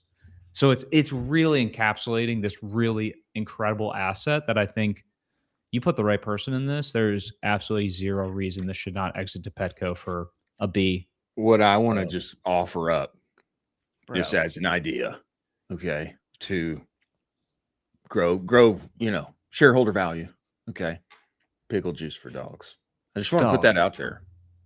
What's crazy is like every time I pay into you, it's like a jump scare for me because it's such a huge bottle. Well, of I want to normalize the pickle in your life because I think you deserve that and your future health deserves that. That's what I'm saying. It's just a jug. It's just so much that every time it just jump scares me. It's so much and it's so good. Kudos to the Golden Child team for getting Connor. I want to make sure I'm saying this right. Yeah, don't mess up his name again. Come on. Statsny. I think we've got it misspelled on the lower third here. Connor Statsny. Yeah, we're missing a T. Apologies, Connor. Apologies. Also, Connor Statsny. Yeah. Also, Statsny. Shout out to all of the Connors, like crushing in e-commerce. Yeah. So many. Connor McDonald posted Connor Rowland, Connor Martin, Connor Dalt. Yeah. Connor Taras. Connor. Too many Connors. There's so many Connors. There's like 12 Connors in D2C. That's awesome. Next, inside of our transfer portal, ladies and gentlemen, a new CMO now in play, in the seat over at Grüns. Next here, producer Jack, this post from Aaron Jones. Today marks day one of a new chapter. I'm officially joining the Grüns team as Chief Marketing Officer. I have long admired what Chad Janis and the Grüns team have been building. I'm excited to work alongside them to take it even further. Huge thank you to Chad, Justine, Mike, Liquid IV, and Unilever for putting their trust in me for the chance to keep helping grow the fantastic businesses we're building across the Unilever Wellbeing Collective. Aaron, as he has intimated here in the post, he's been at Unilever for some period of time. He was VP of e-commerce media at Liquid IV, Chief Digital Officer at Liquid IV, has been with Unilever inside of the portfolio and working with them for many years. Now in the CMO seat at Grüns. Now, what this means is that someone is not and no longer the CMO at Grüns. That would be the one and only Connor Dalt. Connor says here, Aaron Jones and I have collaborated exceptionally well on everything during this transition period, except the timing of this post. So cover blown. I'll share a quick few words. Stoked for the Grüns team. Someone like Aaron stepping in to lead marketing for this next portion of the journey. I've joined Grüns 18 months ago with a mandate from Chad to develop our teams and marketing motions to bring convenient and joyful wellness to millions at a 3-to-1 LTV to CAC, along with a big exit. Working on that mission was exhilarating and a rewarding experience that'll stay with me forever. Safe to say, there will always be a gummy bear-sized mark on my career from this point forward. Immensely grateful to Chad for taking the chance on me when my background at the time didn't pencil out for CMO. Awesome, Chad. Super awesome. Congrats to Connor and for all the success that he has had here. Into this post, he says, my wife would love to have me say, I'm now taking a break before jumping into my next venture, but I unfortunately have no idea how to not be trying to build great brands. More on that to come. For now, massive thank you to Team Grüns and anyone out there who supported us in any capacity on this ride. Connor Dalt, methinks, is going to be a huge get for like anybody who, the guy could basically go anywhere that he would want to go. Is that fair? Yeah. And he also says like, oh, thanks for betting on me, Chad, when I was, just figuring it out. He was also the VP of growth and digital at Caraway Home for like 3 years. And then before that, he was at Sunday. So like, dude, you're already cracked out. Like this is just like, now you became basically the biggest free agent on the planet right now for D2C and e-commerce. And like literally everyone just went, what's up? What's going on? Where's he going? Yeah. And antennas up, ears up, listening. So, it sounds like he's already going somewhere, though. And it sounds like it's kind of like worked out, is what it sounds like. Yeah. A little bit. Reading the tea leaves here. Sounds like I wonder where he's going to go. Where would you want him to go? Probably like a set, like ideally like what I would love it if he went to like a 7-figure brand, like a Pretty cool. like a mid to high 7-figure brand, and then basically ran it back. Yeah. I mean, That'd be great. He could also just like step in at a giant brand right now and be the CMO. You know, that's somebody that's already just immensely crushing. One would think. That's true. I do think it would be cool to like see him get a big chunk of, you know, some growing brand that has the same kind of potential moonshot, and then run back and do it again. That would be very cool. Gosh, who's like a brand that has that type of potential for moonshot ability for him? And I've got one in my mind that I think I should not say publicly on the show. Are we thinking about the same one? I don't know. Let me work on reading your mind here. It's cloudy. It's cloudy. Dang. Your mind is cloudy today. I wasn't able to perceive. But big congrats to all the success. And methinks like Connor's going to land on his feet at an incredible next opportunity, and hopefully get a big chunk out of that one as well, as he deserves. Moving forward to some great finds, ladies and gentlemen, a word from our sponsors on the way over at Proxima and Universal Ads. Play it for us, producer Jack. If your growth is plateauing on search and social, it's time to rethink TV. Universal Ads makes it simple for DTC brands to run TV campaigns designed for performance without the usual mystery of getting involved with television. You get both premium streaming and linear inventory all in the same place, okay? You're reaching net new target audiences outside of the same crowded social feeds. We're all spending our dollars today. There's no hidden markups or fees. Campaign setup and management. It's just like search and social. You get running minutes. TV that's designed, that delivers for performance marketers. Go to universalads.com. Use code UA Cowboy. You can get $1,500 in matched ad credits. Many thanks for Universal Ads being part of the show. Your buyer data already knows what ad you need to make next. You just can't read it yet. Most brands and marketers brief from instinct. Okay, what's our best performing ad? Let's change a little bit. Proxima changes the input here, reads your conversions against real shoppers across 2,000 plus e-commerce brands. Shows you exactly who's buying, what else they respond to, and where your account has gaps. You just wire up Meta, wire up Shopify. Proxima begins to map every conversion back to a real buyer segment inside the commerce graph. And no longer are you briefing from a blank page. You get a feed of creative briefs. First 3 briefs are going to be free for you every single month. Go to Proxima.ai. Stop the slop. Many thanks for Proxima being part of. Colin Doherty, are you a fan of beef tallow made snacks? Of course. Me too. I have had beef tallow chips as of late.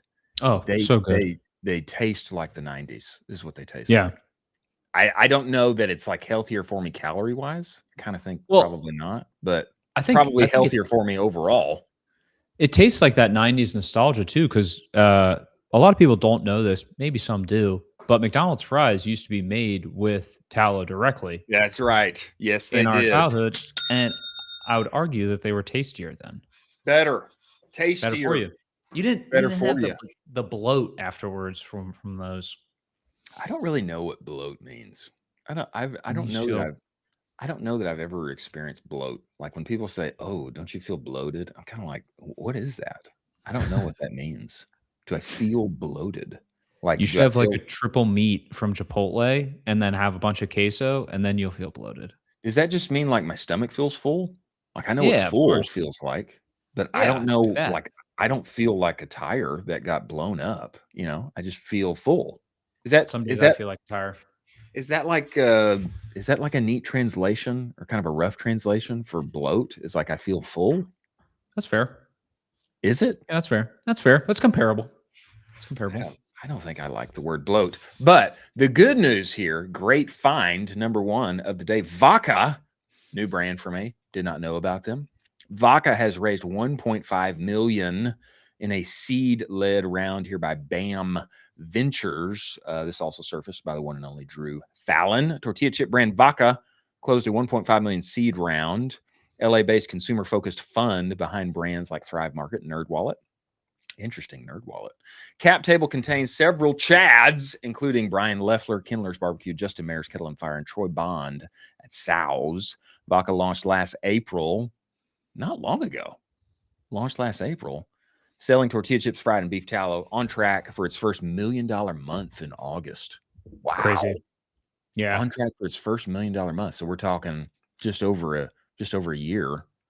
They're about $1 to hit million a a month. million per month. Yeah. That's crazy Kudos. scale. Congrats to them. Brand built on creator-driven D2C model launching in Whole Foods Market. Yeah, straight out of Newport Beach, California.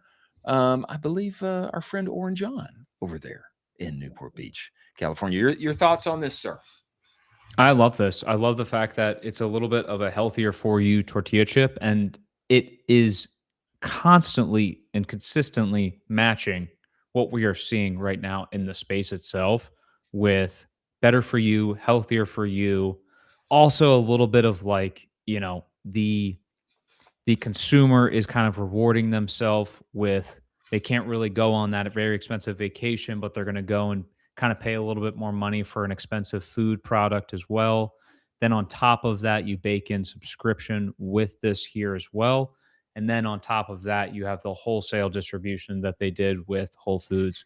And so I love this. I love this bet, and they're going to keep crushing. If I had a fund, I'd be putting it into better for you, primal, 90s, retro. We're going back. We're going back to build the future. We got to go backward so that we can move forward. I would be investing in this. I'd be investing. It's kind of like our friend over at Nate over at Barrel Ventures said, a reason we invest in CPG and food. Everybody's going to keep eating. Everybody's got to eat food. Yeah. And man, there is like something about the taste with this tallow made snacks. There's something about the taste that's just awesome. It just is. And like that's always like the tricky thing to navigate with better for you options. Like, is it actually better tasting? It can't just be better for me. Like it needs to be better tasting too. Bullish on this. And Extremely congrats bullish to the VACA team. Upcoming $1 million month. Congrats to them. Next, Nikki Fiorentino, who is known and beloved inside of the Ecomm community. He is selling the Meatery. If you don't know what the Meatery is, America's favorite internet butcher shop. Get the best steaks of your life, Japanese, Australian, American Wagyu, ship to the U.S. and Canada.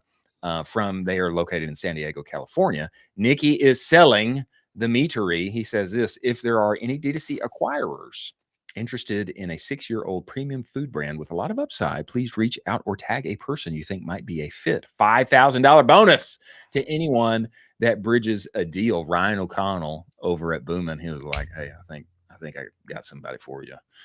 Nate Lego said, DM me. Okay, there's a lot of activity here. But this could be very interesting. And $5,000 finder's fee for anybody that bridges the gap there. If I could have a steak business, I think that'd be pretty cool. Interesting. And of note, obviously, ButcherBox has made a good business on shipping meat to people. Your thoughts here? I think he should use acquisition.com. Shameless plug. Shameless plug. In no way related to the show, but we had Andrew on the show, and I've used acquisition.com, and it is so unbelievably easy to use. I would just use that instead. That's what you used to sell your business, did you know? It's so much easier. You just upload all the financials and you're good to go. Honestly, it's a great idea. It's a great idea. Nikki, we recommend acquisition.com, in no way affiliated with the show, but an incredible person, Andrew Gazdecki. We had him on the show. Great guy. Cracked out. Guy. Yeah, helping people sell their businesses. That would be a great way forward. Next here, an interesting of note, customer experience. Kesha. Do you remember Kesha? Nightmare. Kesha? Kesha? Is it Kesha? I thought it was Kesha. Bro said Kesha? Oh my gosh. Is it Kesha? It's Kesha. We're gonna party. What's Kesha's songs? She's got a song that's that's like in my mind. I just can't. I just can't remember what it is. Anyway, the news here is that she is urging. TikTok. Yeah. DJ, turn it up. Singer Kesha is urging fans to send her actual teeth, to her P.O. box. I did look this up. The story is actually true. It's a little creepy. It's a little creepy. To be Pass. honest. Like super pass. Super Yeah. creepy. Like I didn't like really believe this was real. This is like kind of taking customer experience and fandom a little far for me. I don't know how many people would be interested in like, hey, like now we'll offer you this, like you can send your teeth in and Kesha will wear it for you. I don't know that there's a neat application here for anyone inside of consumer other than this is like a little far for me and a little creepy. And I can't believe it's actually real. It totally is. Actually, I did some research on this. Yeah, I mean, if you get famous enough, your fans will send you some of their teeth, and then you can turn it into jewelry and then sell that jewelry online. And so there's a great little full circle moment here. And I would urge all fans to not do this, and please keep all your teeth. Keep your teeth. Keep your teeth. Yeah. Duck Dice says Kesha really out here building a dental empire. Spaced Trader says not me checking which teeth of mine are load bearing. Oh my God. I little out there for me. I'm not sending any teeth. It's insane. And I would highly recommend to keep your teeth. Next here, the Satirus is here and is real. Speaking of a little creepy. So crazy. Okay. This not the form of robotics that I would recommend. Okay. This entity is actually real. The creepy pictures are from the website. Okay. US company Satirus is developing 3 halves, a centaur style robot. Okay. That is definitely creepy looking, but for a good purpose. 4 dangerous environments such as wildfires, rubble searches, toxic areas, and confined spaces. The system combines a humanoid upper body with a quadruped mobility platform. If you go to the website, which I was there, it's like designed for like don't lose a limb.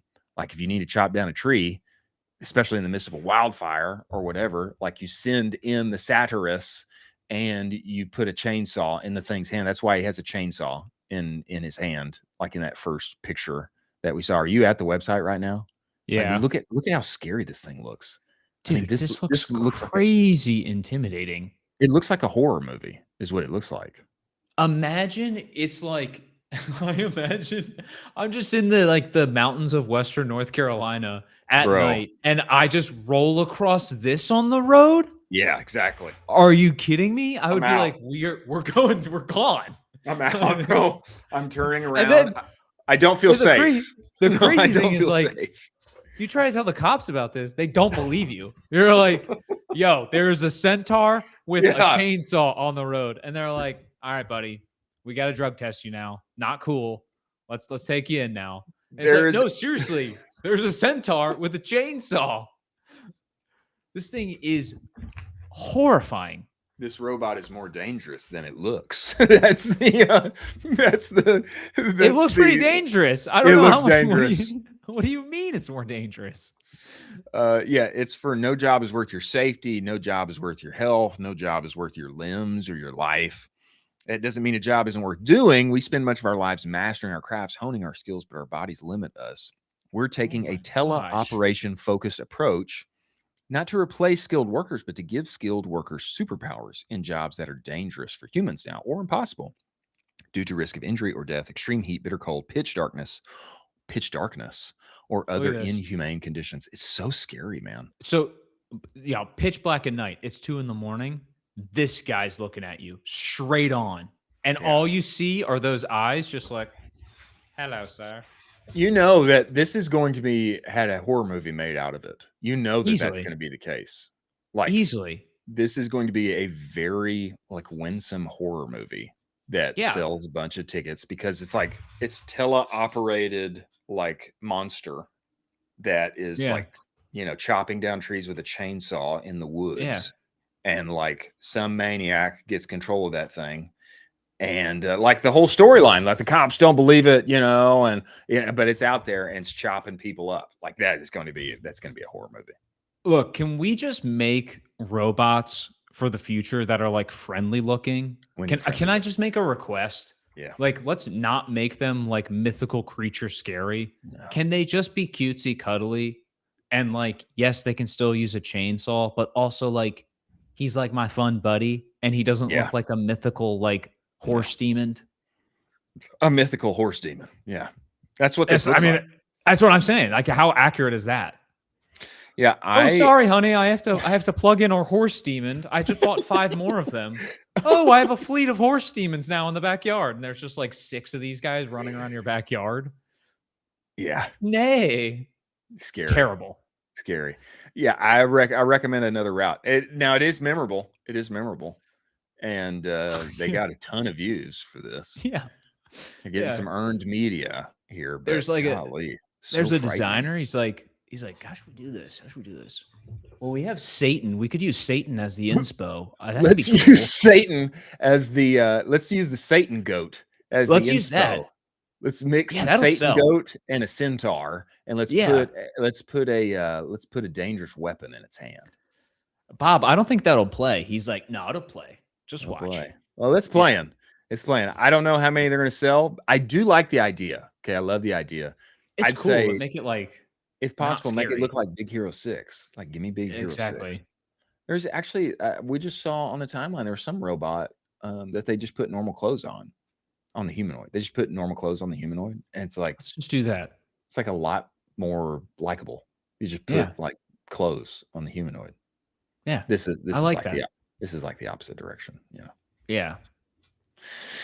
Anyway, moving forward, it is a great find. Nevertheless, new gray hat LinkedIn tactic just dropped. I don't know that this is real. I don't think this is real. Tommy T. Clark? T. Clark says this is real. I have looked for it, okay, and I can't find it.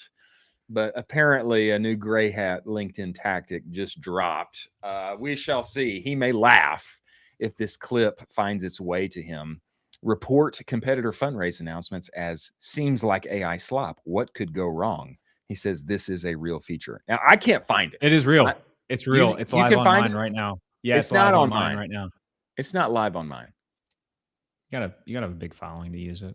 I guess I gotta have a big following, like you. You do have a big following on LinkedIn. Yeah, you gotta have a big following to use it. It's real. I think I don't know how long this will be here, but it's interesting. It's interesting to I have Nate Rosen's birthday post where he's turning 30, and then there's an option here where I could hit seems like AI slop on Nate Rosen's actual birthday post.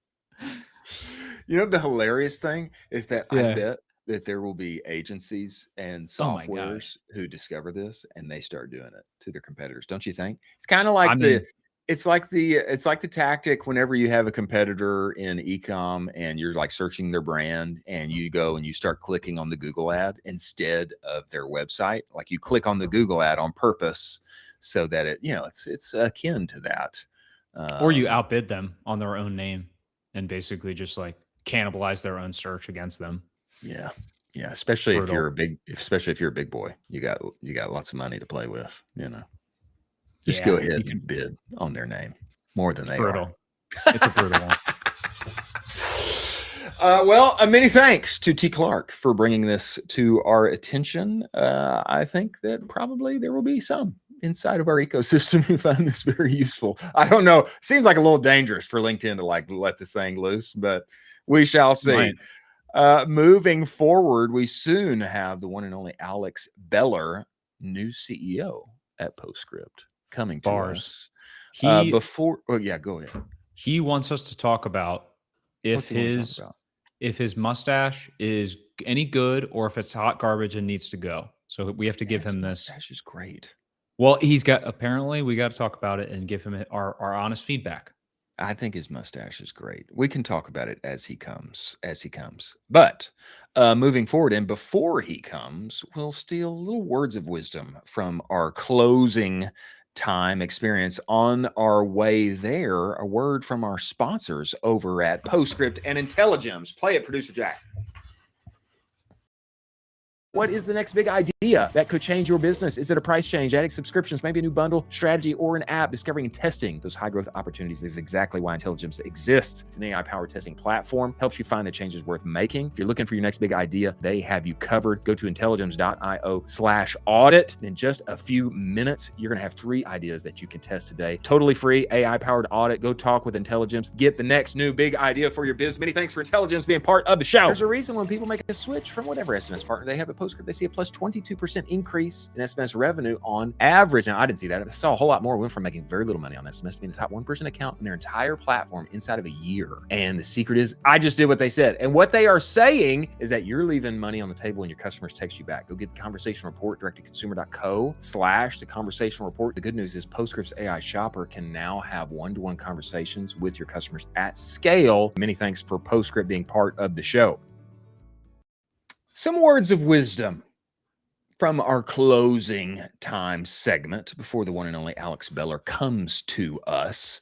The first of which is a top spending ad format from the one and only DTC Midas. I don't know who the DTC Midas is because he sits behind, a anon graphic. But Yeah. one would think everything he touches turns to gold. And he has this format for us that I think is great. I love this post. This is his top spending ad right now. It's an authority-led VSL. For those who don't know what VSL is, video sales letter. And I would picture this, or for those who aren't in the VSL creation world, I would picture this kind of like it's like the old school infomercials, a little bit, but in miniature and very purposeful. Starts here with a fear hook. Great opener. Fear hook, open loop, big promise, authority intro, failed alternative, failed alternative, failed alternative. Love that. Hidden root cause, problem mechanism, cost of an action. Now we intro the product. I like this. Cost of inaction. Oh no, I've already been there. Solution mechanism. Transformation 1, short-term. Transformation 2, long-term. Social proof, price anchoring, risk reversal, scarcity, call to action. So like a 2-minute-ish long video. What I think would be really interesting is to take this format and shorten a little bit, turn it into a 90-second infomercial. 90-second mini infomercial, and then run it on Universal Ads, CTV, linear TV. They have 90-second, buys. Run a little mini infomercial for biz, brand, service offering, etc. I think I would love to see this in a slightly miniature form, infomercial style on TV. I'm a big fan of this. I think this could be very winsome. Yeah, I think this is incredible. I also think that basically you could dump all of this into your preferred LLM and then build out multiple variations of this ad for your individual brand. So take this entire thing, dump it into your LLM, whichever one you love, make multiple variations of this and make sure you're not repeating a bunch of stuff. Also make sure it's authority led, no fake AI. That's one of the pieces of the format at the below. And I think this would absolutely crush. I also think a 90-minute ad would crush too, because you could run that bad boy up on YouTube. On YouTube. You could do a 90-minute ad on YouTube and then do a retargeting of people that watch 95% of that. And now you're really hitting people that are ingrained to your brand. Who watched 95% of the 90-minute ad? Yeah. Bro, that's dialed. If they're not convinced by then, I don't know that they ever will be. That's dialed. Did I just come up with a new hack? I think I just came up with a new hack on the spot. They call that an ad documentary, so to speak. Dude, you see the scaling they've been doing? They've been doing documentaries. It's been crazy. It's a 90-minute ad documentary. Next, in our closing time words of wisdom here from the one and only Max Sturdivant, commenting on a video featuring the one and only Alex Hermosi. which is reported to be great clip from Alex Hormozy for marketing agency owners worried about the channel that they sell. Max says this, quote, "The thing that you have to bet on is that you will figure it out." I agree. And I think those of us that we were just at Shopify.dev, the entrepreneurship company, I think they would agree too. Yes, AI will change a lot of stuff. It will change your service. Demand will change, but don't freak out and pivot. Keep doing what you're doing. Acknowledge what's going on.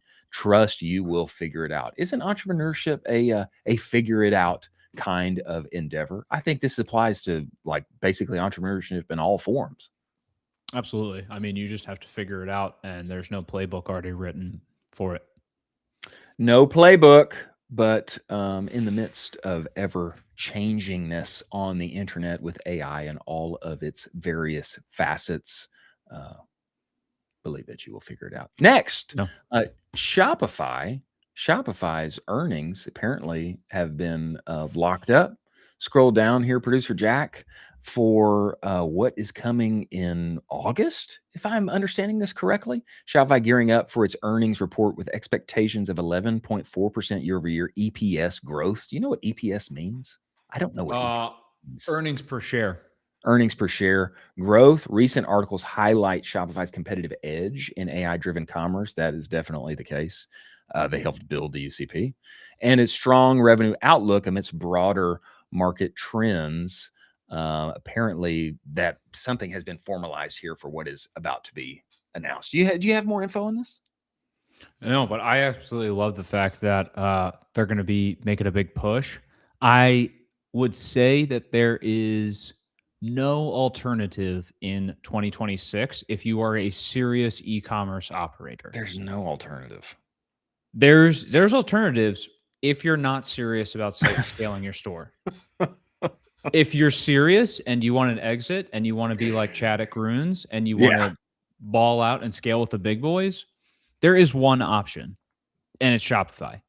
Yeah, methinks that is the case. Methinks that. But is hey, the case as well.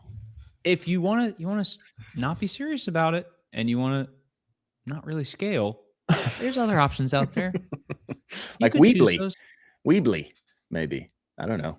Not sure. What's a Weebly? I don't know. I think it exists. I heard sounds like a nightmare. I heard that there was like a brand that's doing very well on Weebly, like somehow the other day. Anyway, moving forward, we have the one and only Alex Beller coming to us. We will do some mustache evaluation as he comes in. Before he comes, a word from our sponsors over at Rich Panel and Trend Track. Play it for us, producer Jack. Your CX team is buried in repeat tickets that are costing you money. Rich Panel is the AI help desk that fixes this massive headache and automates 70 to 80% of your interactions. You're only responsible for the exceptions. Your team of Rich Panel AI agents has got you on the rest end to end. If you're paying humans $2 to $10 per ticket, you need to see what 30 cents feels like. Ridge did this, cut their cost per ticket by 70%, save $500,000, and 50% autonomous resolution in 30 days guaranteed, or your money back. Go to richpanel.com, book your demo today. Many thanks for Rich Panel being part of the show. Ladies and gentlemen, if you want to know what's really working right now, not what worked 6 months ago, but what's actually scaling on the market today, Trend Track gives you full access to the marketing playbook of any brand in the world. From every Meta, Google, TikTok ad they run to every email newsletter they send their customers, your direct competitors, the biggest players on the market, it's all there. All the market data centralized in one place, refreshed every 24 hours. Go to trendtrack.io and get hooked up with them today. Know what's actually working on the internet. Many thanks for Trend Track being part of the show. Now, coming inside of this show, a dominator of Y Combinator, a baller. I'm trying to make it work. Sometimes people have just called him and referred to him as Alex Baller because he is a knower of ball, a helper of merchants, a scaler of revenue on SMS. Up and to the right and beyond. I will say too, made me look like so mega smart as a marketer, especially, actually in many places, especially though at Bruce Bolt, made me look like an absolute genius. And we must bring him inside of this show. New CEO at the one and only Postscript, the one and only Alex Beller. Let's bring him inside of this show. Welcome. Get in here, Alex. Let's go. Get in here. Look at that. With a smash. Look at the stash. There's my boys. Wow. Whoa. That thing is glorious. Look Wow. at that stash. Thank you. Wow. Very Wyatt Earp of you. Yeah, little Miller. handles right there. Yeah. It's creeping out. Look, Just enough. it's great to see you guys. Our ambassadors, our .dev representatives. I like seeing you guys on the road. Is that great? Can I just give that comment? I like seeing you guys out there on the road. There's something about it. Right? Let's go. I am a proponent of being out on the road. Not to throw anybody under the bus, but I have offered up many opportunities for us to be on the road a little more. And somebody, I can't say who it is. I'm pointing the wrong way. Somebody has been, negging somebody. Hey, we got to stay focused. We got to stay Colin's locked in. He's a homebody. He knows what's required. Right. I will say sometimes I overestimate what can be accomplished. And I feel like it's very, very grounding and helpful. Now, Alex, I have seen some news as of late. Let's go. Yes. Sir, you are the new CEO at Postscript. That this is the case. It made me wonder, did you murder Adam? Did you chunk him? What happened? What's going on over there? This is the right question. This is exactly the right question. We haven't seen Adam. We don't know. We don't know where he is. We don't know. Have you guys seen that meme in that story where Dick Costolo, who was CEO of Twitter for a long time, now Postscript investor Dick Costolo, when he joined Twitter as COO back in the day, the first thing he tweeted was like excited to start as CEO of Twitter today. Step number 1, undermine CEO and take over. And then a year later, the CEO was ousted and he took over the role. Oh my gosh. It's good. It's good stuff. That is good stuff. Oh my god. It's good stuff. Yes, it's official. It's true. The news is true. Adam is alive, but the news is true. Technically, the role is co. So we haven't pushed out Adam. We've just added me to the stew, right? I love that because what hierarchy is more clear than having 2 people in charge, right? We couldn't resist that anarchy, right? We're confusing the team. We're confusing our board members. It's perfect. It's great. It makes me think, though. It makes me think, Alex, that there is a reason for this because the internet is changing, AI is changing, and there's been a lot of talks. We had the one and only Mike Manheimer on here, and he was talking about how Postscript is completely recreating itself for Ecomm of the future and growing revenue up and to the right for merchants everywhere. He thinks there has to be a good reason for all of these happenings, Alex. There is a story here.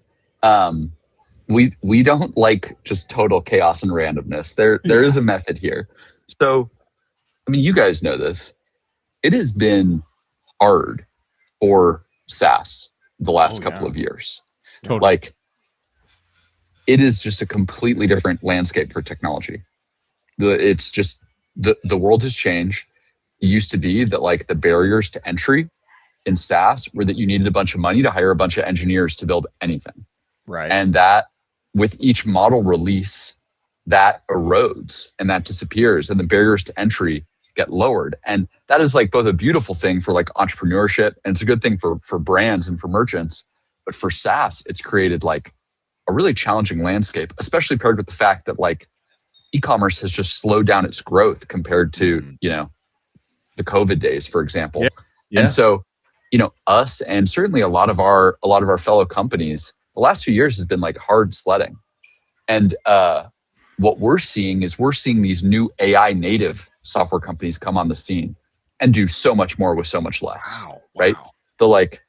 These tiny little startups pop up and they drop a marketing video on Twitter of this cool new AI use case and they grow and they grow $0 to $100 million in 2 years. Wow. And that's a wild thing. And that really didn't exist in software before like this. And so what that's led to is all this insane pressure on like what I would call a growth stage startup like Postscript, right? We're 9-figure run rate. We've got 20,000 customers, a couple hundred people. It's put a lot of pressure on us to reinvent who we are. Like what we hear from investors now is like, we might have a great quarter that we smash, but investors will be like, yeah, it's pretty good, but the AI companies we're working with are growing 4 times as fast. Whoa. So just like the goalposts have totally moved. That's crazy, man. The people are putting pressure on us saying, we're seeing teams 1/10 your size move way faster. And so even though that's created this huge pressure internally to reinvent ourselves for the AI age and to not just like go quietly into the night, because I think a lot of software businesses of the last generation are going to like slowly die over the next few years. I think this is like total aggressive reinvention moment. And so we have been really, really pushing hard, especially the last like 3 quarters. And as these tools advanced, Adam started building again. Yeah. Adam, who like built the first version of Postscript, Adam has been aggressively building again and spending all his time building again. And we all thought that was the right thing. We were like, okay, we need to deeply understand this tech, these models. We need like one of us, of me and him and Colin, to like be really hands-on keyboards and building new product. And it's been working, and we've been reinventing how our whole company works, really being like led by Adam's heads down focus on adopting these new tools and these new way of work. And so it showed up in like how much our engineering team ships. It showed up in the AI products we're building like Shopper, and it's shown up in like how our like sales and operations teams also operate and run. And as part of that, we were like, we need Adam to be completely myopically focused on building. Yeah. For some stuff that, I'm probably going to come talk to you guys about in like a month when we launch it. Whoa. And then we got some shit coming. And then we got stuff coming out. Yeah. We got some major shit coming. And so then it was like, all right, me and Adam have always had a really close partnership. We've always done different parts of the business, but it was like, all right, if Adam's going to be heads down, then someone's got to mind the shop. So we did the baton handoff, and it's been going really well. That's incredible, man. Alex, this reminds me. So I'm going to say a couple of these things, and you can tell me who this reminds you of, Chris. Multiple months ago, CEO locks in. He's shipping out more code than ever. He's fully dialed in. I already know. Fully dialed in. I already know. The delegation is very separate. He's owning the coding team highly. They're shipping out the most product in the entire world. Yeah. Who am I talking about, Chris? It reminds me of Toby. Is who it reminds me of. There we go. It reminds me. You guys are fully mirroring what Shopify is doing with how you are building this thing. You are like the way you guys have structured this now is like, I totally see Adam as Toby just locked in. Do not bother me. I'm going to ship out everything. We're going to AIify up to the gills. Yeah. And you are now the president, Harley, co-CEO. Let's rock and roll. There's an interesting dynamic there, Alex. Yeah. Flattered by the comparison. I think there's a lot of truth to it. I think like what we've been saying is that like our problems aren't unique and our opportunity isn't unique. Like every software company I talk to is like thinking about or going through this. And I think Shopify was very early to AI like maximalism. And I also think that the partnership that Toby and Harley have is like the one me and Adam have is very similar. So I think there's a ton of similarities to that. I also think what makes it even more similar is that businesses like ours, our growth is kind of like first derivative of Shopify's, right? Like Shopify is so representative of like what's going on in global e-commerce growth. And like, if they're growing really well, then we tend to grow well as well. Yeah. So I think there's like a bunch of parallels. There's also, me and Harley are, also repping the Jewish factor. Let's go, baby. Bringing that to the table proudly. So there's a handful of similarities out there for sure. Let's go. You just texting him on the side. Just texting him cool DMs too. You guys are just like buds now. My boy Harley. Let's go. What I find interesting, Alex, and I think has as you described, got to be entirely motivating across the board. Inside of Postscript is to see the inner doggedness of Oh. like, hey, we're going to get back hands-on keyboard. Like you're Yes. saying, one of us, Adam, Colin, Alex, need to be hands-on keyboard and building for the coming future. And like seeing what's happened with Toby and Shopify, and now hearing what's happening on you guys' side and what may be coming in a month or so and beyond. Man, it's got to be like motivating to everybody, engineers, sales, everybody to see like, hey, top dogs are in it to win it and reinventing who we are for the coming age of e-commerce. It's going to be entirely motivating. I think so. I hope so. I mean, I think that it shows that we're really open to like learning and reinventing, and there's no ivory tower at Postscript. But the other thing that's going on is like, we've been just putting, like, it hasn't always been this way. Like last year was tough at times, but the last 2 quarters we put up some like really big numbers. And so I think that has people fired up too. Like I just had our board meeting yesterday for Q2. So for April through June period, we just did our board meeting and we hit 170% to our new business goal. That's the like highest ever. We closed our biggest customer ever. And so there's like a bunch that I think people are energized about. What's hard though, and I empathize with this because I'm going through it, is like, it's not easy to relearn how to work. Oh boy. Like if you're an engineer at Postscript, or if you're a CSM at Postscript, or if you're a accounting manager at Postscript, suddenly you're being asked to like how to figure out how to do your job in this like AI world and like use these tools that are different and changing really quickly. And like, that's not comfortable. I don't know. Like I'm not good with change. That's hard. No, that is hard. You know, Alex, you said you were like, you know, our investors are talking a little bit about like AI companies are growing faster than you guys. I would consider you guys an AI company now. Like what you're doing right now with Shopper, you guys are an AI company. I think you guys are fully AI coded now. Like you guys are the AI company. I do think that's true. I think that like I want to give us a fair scorecard and that we like didn't start that way. But I think that a lot's changed. So yesterday, we open up the board meeting every time with like just like a little bit of an icebreaker question. Because, you know, as much as we're in it for building, we're also kind of in it for the hang. Like, you got to be. And the vibes, you guys certainly get it. And so we opened up with a question, and it's anything from like, you know, what's your plan this summer to like, you know, what's a show you're watching and liking right now, stuff like that. And yesterday I opened it up with, what is a topic that you could give a 5-minute presentation on, like with no warning, like completely unprepared. Just like, what's something that you are into and just know it can be big, it can be small, that you can just like pull out of the hat. And so they weren't giving the presentation, they were just asking for the topic. And people were saying some funny stuff. We heard everything about from like, I can give a presentation on like how fish picks their set lists. Like there's like a major like fish head on the board vibes.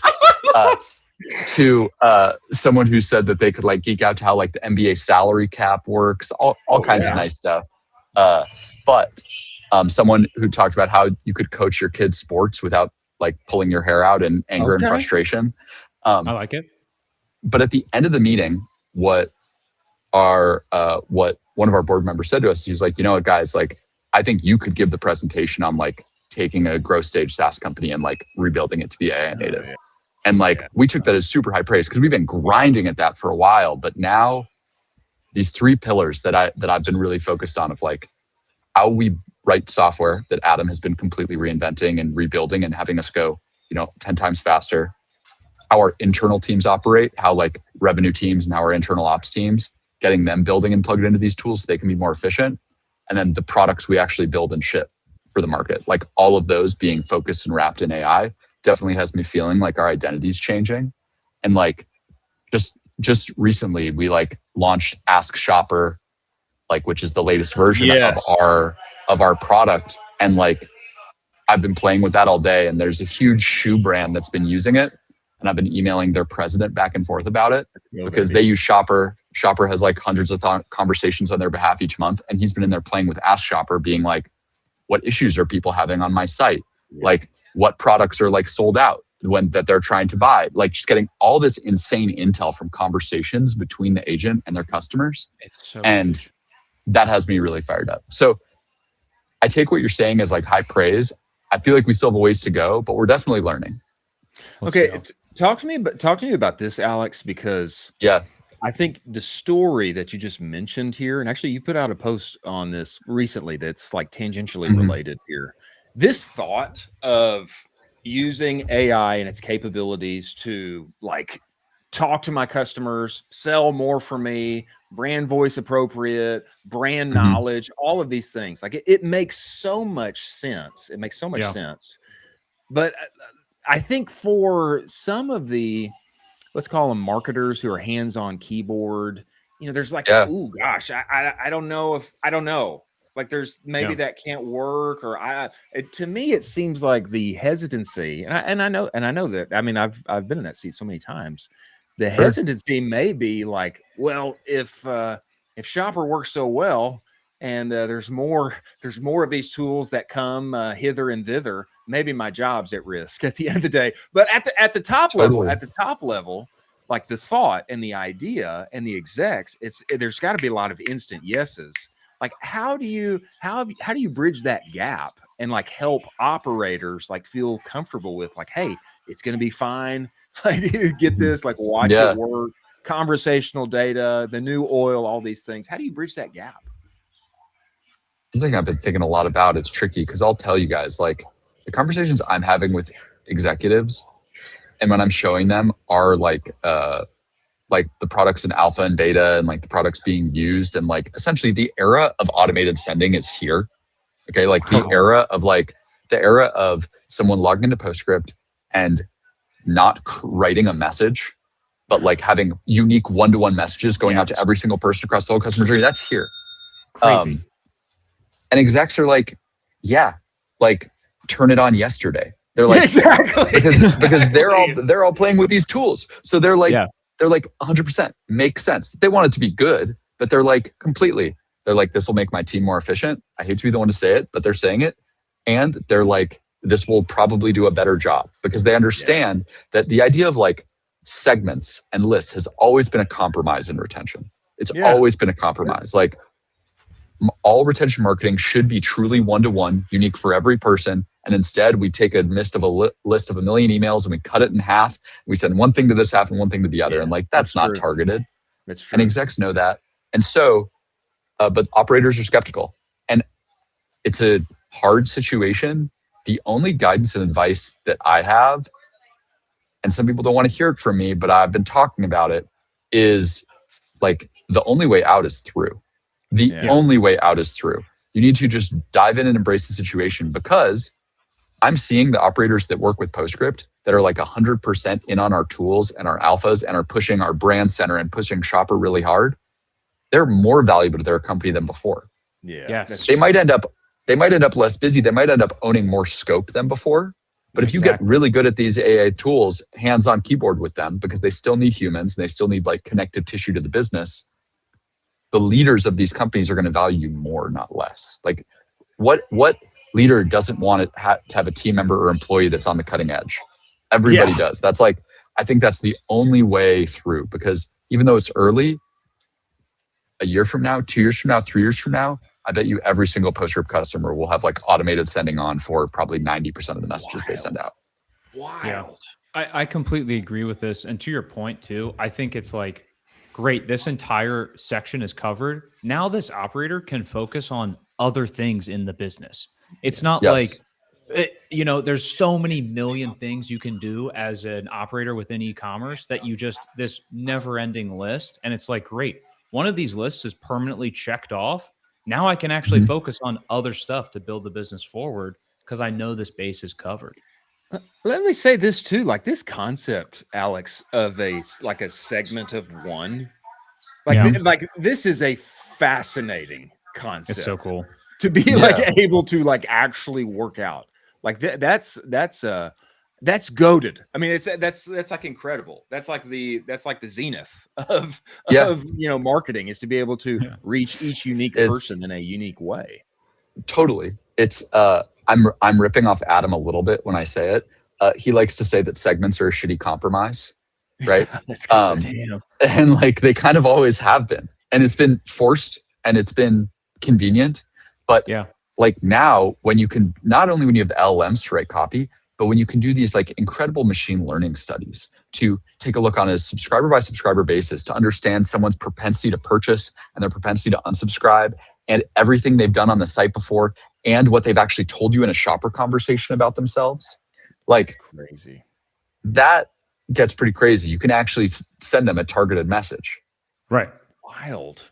Alex, could you drop in and give us an example of just a crazy story that you've probably had from one of these conversational messages? Because I imagine the conversations you're having and the amount of data and insights you're pulling from this is just a treasure trove of data at this point. I would love to hear just like one unique case where something kind of unbelievable happened as you're having these automated conversations. Yeah, I've got a great one. It's going to tickle you guys. Okay. So there's a brand that works with Postscript that sells golf simulators. Oh, let's go. Like high ticket. Okay.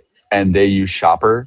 And I saw the conversation afterward of Shopper consulting with a prospective buyer about the exact dimensions of the corner of their basement that they were considering like putting this golf simulator in. And going back and forth with him and giving him instructions about like how to measure and like exactly how much space he would need behind like the TV that he was describing. And so Shopper had probably like a 20-25 message conversation going back and forth. And it was just like a perfect consultation. And they sold $9,000 of like golf simulator gear. And like, there's no way that without that conversation, he would have taken the leap. There's just, there's no shot.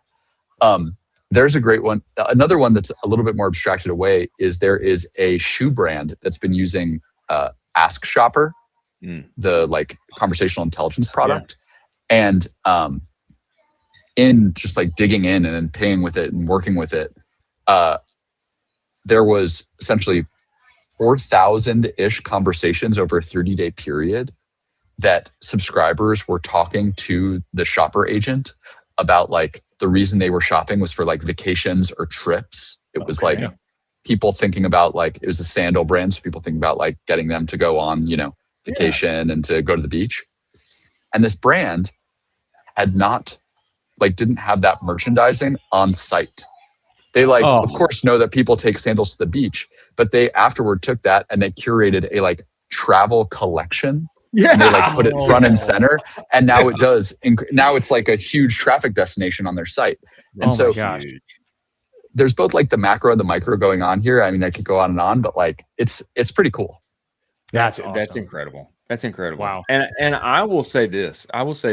For operators, hands-on keyboard, etc. Doing what you are describing, and just the obstacle is the way, like go through it and get hands-on with the developing tools here and now. And even for me, specifically with Postscript, like it can make you the most valuable person in the organization because you're doing more and then you can do more with less. You have more ownership and it becomes who the shareholders immensely value. I couldn't recommend this enough. Like doing this at Bruce Bolt, like it made me an immensely valuable person in the organization. And I don't think we even had the capabilities that you have now. But I was doing what you said. I was doing what the team like advised. Like, no, like actually do this. I was like, you know, I should just like actually do it. And then, you know, anyway, I could go on, but like this is the path. Like you can't resist. You got to push and go through and go all in on it. I really think so. I mean, I see it inside Postscript, even on the SaaS side, where like there are people who are in much more of entry-level roles, and they've taken to this stuff, and they're using the like Claude instances that we've set up, and they're using the connectors, and they're shipping work, and they're building mini apps to make their job easier. And when I think about talent, it doesn't really matter the level. I'm like even if we were to get to a point where maybe like part of their job was automated, I'd be like, well, we obviously need to keep that person. Like they're a go-getter. Because they're cooking. Yeah. And I think that's universal. Wow. I absolutely love that. Alex, man, excited Super about announcements and things to come. The recreation of Postscript for the new age. Postscript 2.0 is almost coming. If you guys would have me back, when we make some announcements, I would love to come chop it up with you guys. Awesome. We will do that, brother. We appreciate you making the time to join us, and we look forward to having you back, man. Thank you, Alex. Thanks, guys, and great job with the .dev coverage.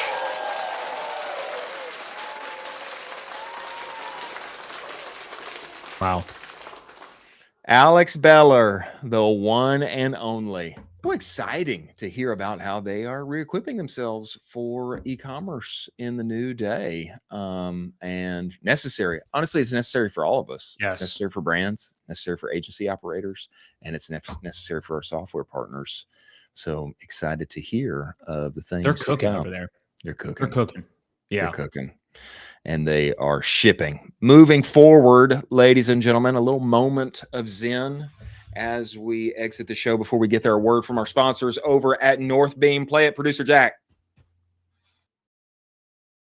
If you're in the ads manager all day long, you know the problem. Every platform takes credit. Every dashboard tells a different story. Meta says this, TikTok says that. Shopify says I made this much, I spent that much. Sometimes it's hard to know which ad platform is telling the truth. Northbeam fixes this with their own proprietary data. Starting from the actual purchase, rebuilding the customer journey from real orders, real clicks, real verified ad views, and then pushing that measurement back into the ad platform so they optimize on what's actually driving your revenue, not what those platforms assume is driving your revenue. Start measuring what was previously unmeasurable. Go to northbeam.io, book your demo today. Many thanks for Northbeam being part of a little what seems like fantastical CGI footage that is actually real and worth our taking in and consideration as we exit this show. This tweet comes to us by way of Latest in Space. Bring this up for us, Producer Jack. A little SpaceX drone footage, the first of its kind, a soft landing from Starship's first ever intact soft splashdown last week. Crazy that this is now and is not fake and was not created by AI. What is capable and what our future looks like. Incredible. Final closing words from you, Colin Doherty, as we exit today's show. Greatest time to build right now. The greatest time to build. We just had 2 founders on that are absolutely cracked out with AI. Greatest time to build.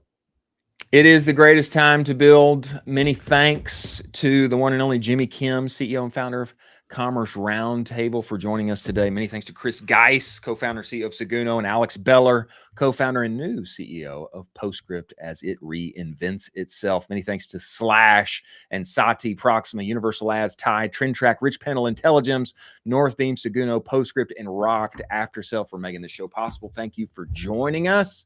We will be back tomorrow. See you on the other side.